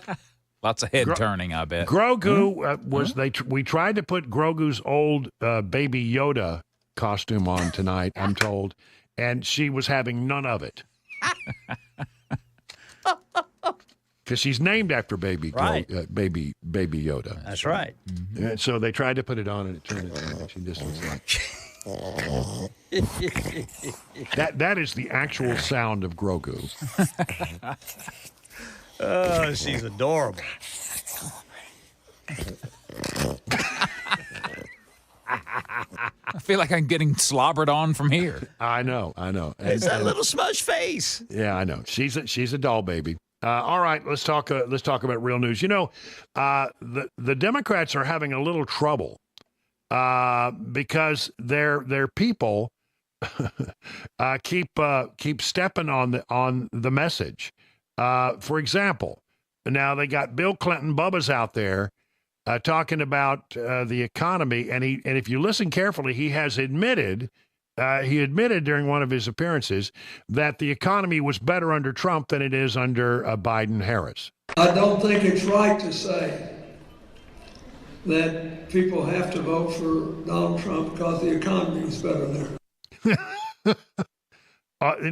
Maybe that's not an admission that you want to make, Bill. I don't know. Bubba, come on. And then this one is really stirring them up. This is Mark Cuban, the billionaire, the Shark Tank guy. He's a big supporter of Kamala Harris. He's one of Kamala Harris's surrogates. Goes out on the campaign trail and speaks on her behalf, so that they can, put more people out there with the message. And, he's sort of a draw. He's sort of an interesting fellow. And he said the following. Donald Trump, you never see him around strong, intelligent women, ever. It's just that simple. Well, I'm sorry. I would have to disagree. Have you met Melania? Strong, very intelligent, and she speaks, I forget how many different languages she speaks, and more than I do, more than you do probably. So I mean, she's strong, she's intelligent, and she's no nonsense. Have you met Ivanka? She's no nonsense. Definitely strong and intelligent, no doubt about it. And, Kristi Noem took offense to this. So did Kim Fletcher. So Mark Cuban just said that smart, intelligent women are never seen with President Trump. How insulting is that? I am the president and founder of Moms for America. I am a smart, intelligent woman, and I absolutely stand with President Trump because I am a smart, intelligent woman. There you go. For her part, Kamala Harris is poor-mouthed, and she's out there saying that she's the underdog. I am putting it all on the field, and it's going to be a very tight race, and I'm running like the underdog, because we are. Donald Trump's been running for the last decade. I've been in this race about 3.5 months. She's also been vice president for the last 3.5 years. So, doesn't that mean that you had a very high profile position? People know who you were. You had the opportunity to have a real impact on policy in this country. And we're supposed to believe that, well, I know it's screwed up, but I'll make it better. No, I don't think that people are buying that. I think that's the ultimate problem with anybody associated with this current administration is that you can't make the argument that you're going to make it better when you had 3.5 years to do something and you never did anything. Some interesting stuff here. Let's see. Yeah, here's more about the thing with Cuban. Billionaire Mark Cuban said Trump is never with strong, intelligent women ever. He said this on The View. Harris's campaign surrogate suggested that women in Donald Trump's orbit are weak and dumb, is blowing up on her campaign, even as the furor continues to rage over President Biden's dismissal of Trump supporters as garbage. So Trump supporters are garbage, and the women who support Trump are weak and dumb. I mean, that's not a good look, Democrats. The comments resulted in a firestorm of criticism from Trump supporters, both men and women. Obviously, I wasn't talking about Nikki Haley. I wasn't talking about Trump supporters. Cuban told Fox News Digital. That's ridiculous, but that's what he said. Asked if he would have chosen his words differently in hindsight, Cuban said, I probably just add that I'm only speaking to the point that I haven't seen Trump side by side on the campaign trail with women I consider strong and intelligent, like Nikki Haley, Kellyanne Conway, Tulsi Gabbard. He's been on the stage with Tulsi Gabbard. Cuban also sought to add context with a post on X saying that he knows many strong, intelligent women voting for Trump. Little late. Day late and a dollar short, Mark. But he's got a lot of dollars, so he can be short one or two. It won't matter. Cuban stated on his X he still stands by his opinion that Trump does not like to be challenged publicly. Who does? Do you? I mean, does anybody like to be challenged publicly? No, I don't think so. Speaker Mike Johnson is saying, now look, this is interesting. I think Mike Johnson, the Speaker of the House, is a straight shooter.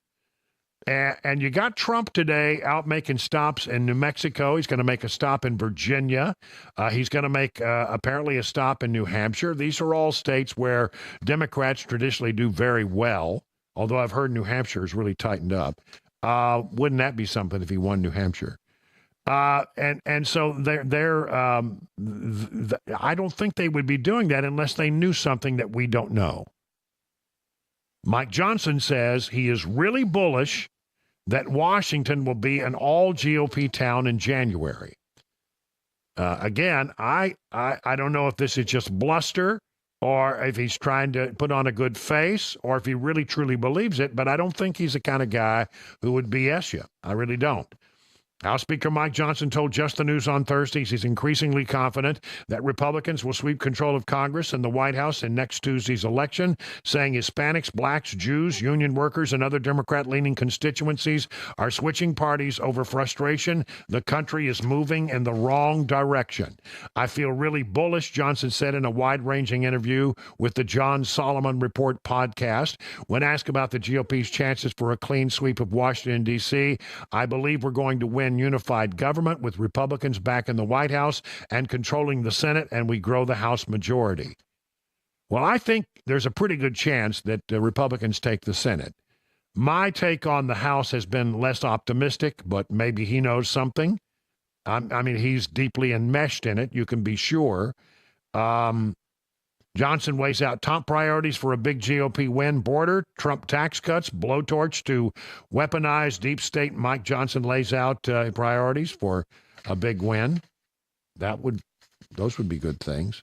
I mean, if you got the White House, the Senate, and the House, you could do some damage. And a 6-3 conservative majority in the Supreme Court. Oh my gosh, you'd be almost unstoppable if you were within reason.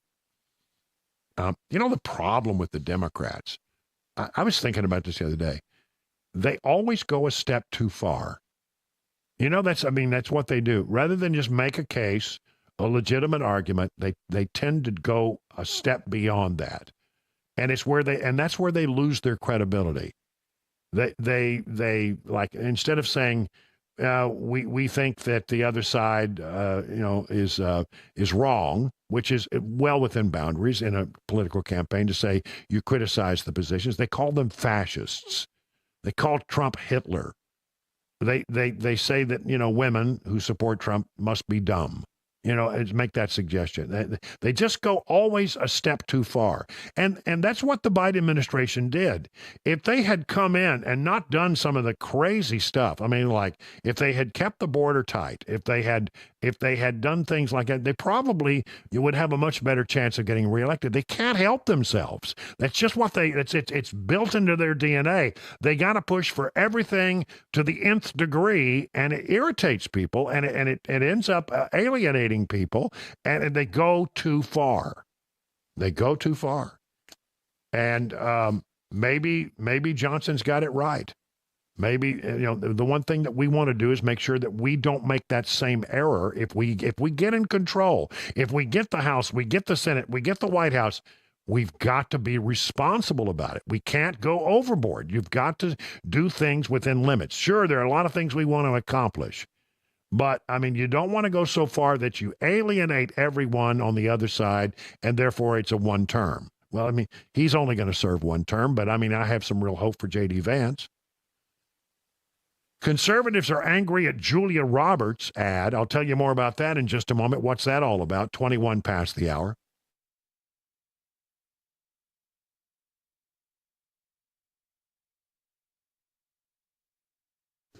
Don't wait till November. Probably the number one question I get from listeners is, how can I wait? How can I get into the conservative fight? Well, it's critical to know where your dollars are going. You may not know this, but most credit cards are funneling millions to the left.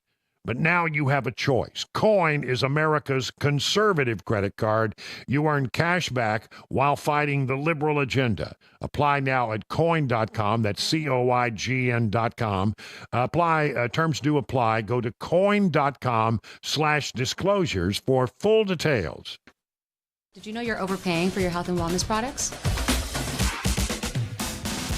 With over 20 company-owned brands offering its members vitamins, supplements, wellness, and skincare products, you're able to save up to 70% off retail. Members Nutrition can't change your life, but we can change the way you live.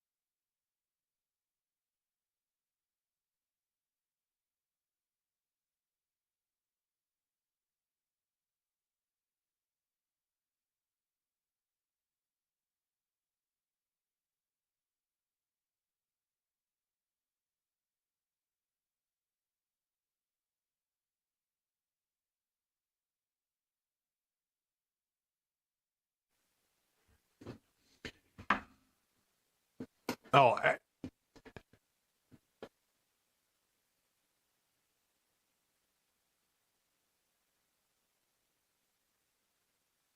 do you know, I didn't know this, but that song was, I think, originally recorded by Dusty Springfield. Did you know that? I have never heard that. But this is the one I always remember from the Atlantic Rhythm section. Atlanta Rhythm section. At Atlanta. Did I say Atlantic? Yeah. Well, Atlanta Rhythm section. They're from Atlanta. Some great guitar work, by the way, on that cut. Some really amazing guitar. Let's turn it up. Let's crank it up.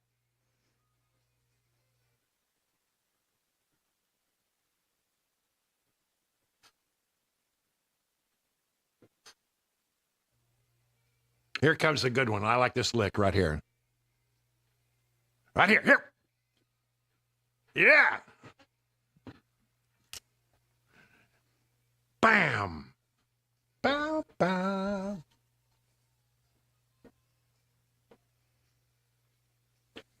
I dig that cut. I do. It's I like a good that one. That's so much. Such great.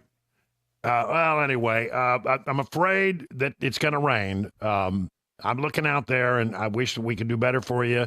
I had some hope that it was going to push through, but it's not. It's just going to be rainy. The good news is most people in our area are not getting any heavy rain. I mean, there's one little line of heavy showers pushing right now through Watertown and positions due south of there. But the rest of it is sort of like there's some spotty open spots, and it's very light rain. Yeah, and for the most part, kids don't really mind a whole lot. They're okay with getting a little wet. Get an umbrella. Yeah. Keep going. That's right. That's right. That's right. All right. Well, anyway, sorry that it's raining on your Halloween.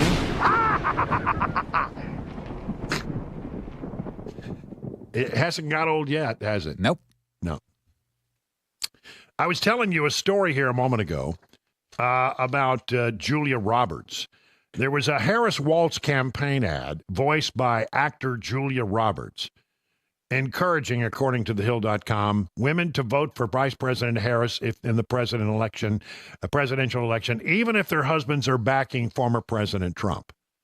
Roberts' ad, put out by Vote Common Good, alludes to abortion rights, which is seen as a pivotal issue in a race that has seen Trump with big polling leads among male voters and Harris with large leads among female voters. In one place in America where women still have a right to choose, you can vote any way you want and no one will ever know. The voter winks at the fellow female voter as her husband asks if she made the right choice. Republicans have responded to the video with outrage, with some claiming that a wife lying about her vote is as bad as an affair. Well, it's none of your business, really, honestly. I mean, I have been in relationships, marriage relationships, where I felt like it was my sworn duty to go out there and cancel out the vote of my wife. And I no longer have to worry about that with Cabana Wife. Let me assure you that. She's further to the right than I am. And I'm pretty far right. So, but I can understand it's sort of irritating. Again, ads are meant to be controversial to get your attention, and that's all part of it. But, really, honestly, Julia, the Hollywood, by and large, although I will say more and more people are coming out these days out of Hollywood and admitting that they are conservatives when they used to not do that. It used to be the end, but now there are so many projects out there where conservatives can find a good role. Conservative projects where a good conservative will not be looked at askance. If you can do the job and you just happen to be a conservative, that ought to be all that matters. And for a while, if you were a conservative in Hollywood, you had to hide that fact. That's becoming less the case, I think, these days. I honestly, to be honest with you, I wish my actors and actresses would just stay out of politics. Just act. It's like singers. Just sing. Do we really care what Taylor Swift wants us to do? I decidedly do not, but I guess there's some who do. I just can't imagine going to the ballot box and saying, well, Julia Roberts says I should vote this way, so I guess I need to vote this way.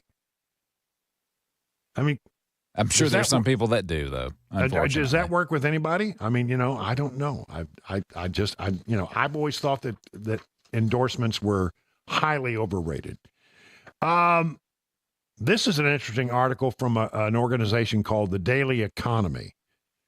And it really, I think, is a pretty good argument. I mean, this is a very good logical argument why you don't want Kamala Harris to become president. The debate over illegal immigration has been front and center in American politics, but an equally urgent crisis looms. Medicare is going bankrupt. The upcoming 2024 election features two competing visions. Kamala Harris's support for expanded social welfare programs, including Medicare for all, and amnesty for undocumented immigrants, and Donald Trump's push for stricter immigration laws, while particularly focusing on legal immigration is essential to America's economic growth, and combining Medicare for all and amnesty would create an economic nightmare. The Democrat policies of amnesty for everybody in the country and Medicare for all would be an absolute nightmare to our budget. Medicare, the federal health program for seniors, is projected to be insolvent by 2036, threatening the millions of Americans who depend on it. If policymakers add millions of undocumented immigrants to this already fragile system, the cost would be catastrophic. You're putting people who haven't worked here and haven't contributed to the process. It's 32 minutes now past the hour.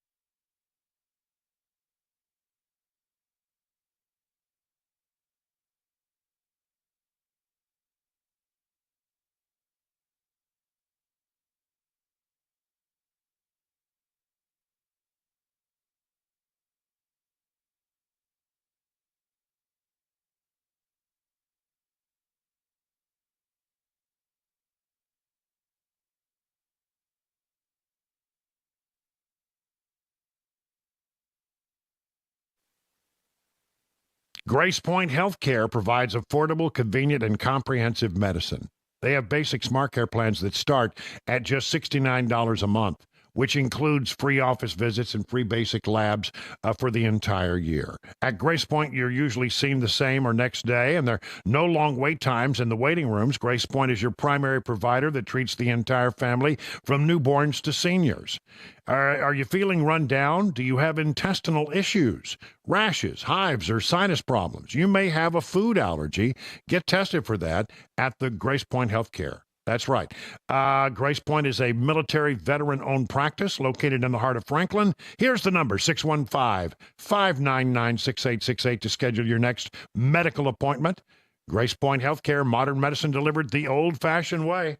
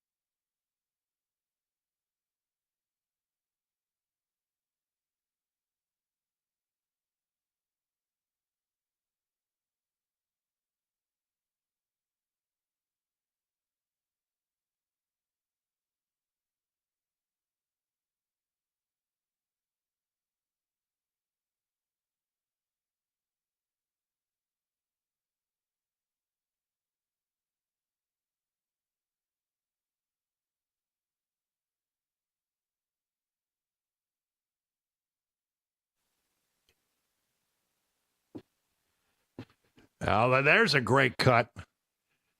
Who's that guitarist? That guy's amazing. Man, I bet he makes the big bucks. Yeah. That's the Munsters theme as performed by yours truly. Crank it up there, baby. Surf style. Yeah.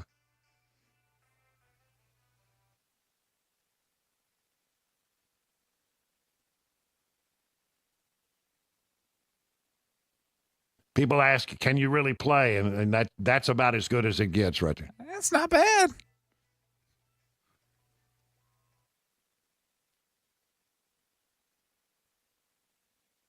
I don't know why in the world I was possessed to take up the Munsters theme as something. But it was fun. Boom, boom.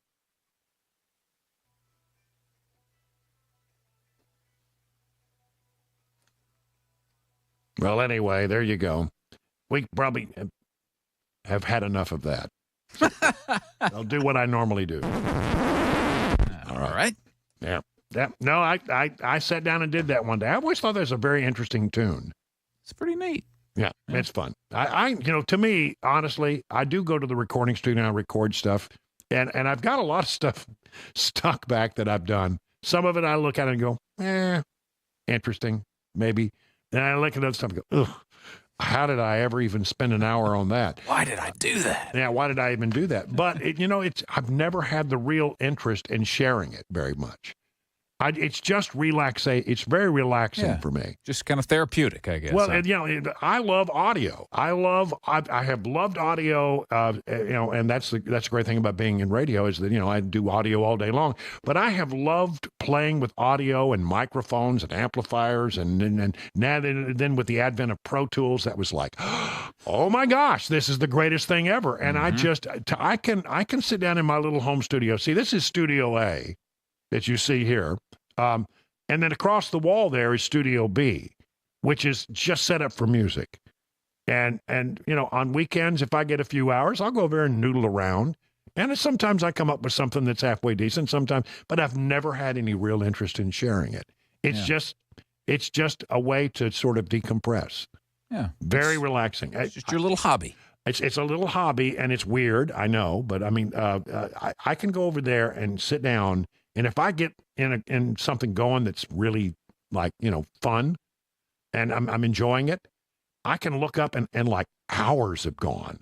I look up and say, oh my gosh, it's dark outside, I mean, I've been doing this for 6-7 hours, and it's just, the time just vanishes.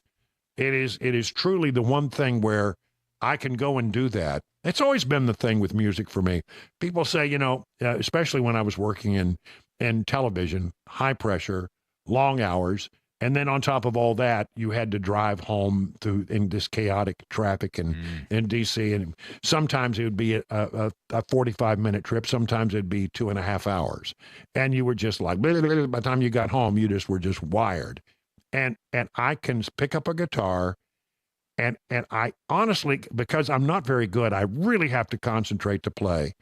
I can't think about anything else in the world when I'm focusing on music. And the next thing you know, you're sort of back to normal. Yeah.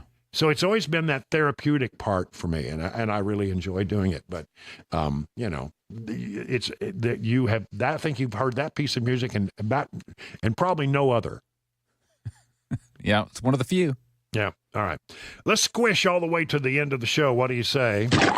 All right. Internal CIA documents presentation shows effort to mandate DEI at the center of the intelligence agency. This is just what you need. I mean, we know, for example, that the Secret Service, I believe, ultimately, what they're going to show you is that the Secret Service was weakened by DEI policies. In other words, merit was not the reason the people got promoted. It had to do with a whole bunch of other things, but not merit. And now apparently this is happening at the CIA. What you need to know about the CIA is that people at the CIA don't talk to reporters. You know who talks to reporters? They go to people who used to work for the CIA, and those people talk to reporters. So you're always getting it from somebody who's on the outside, but somebody that the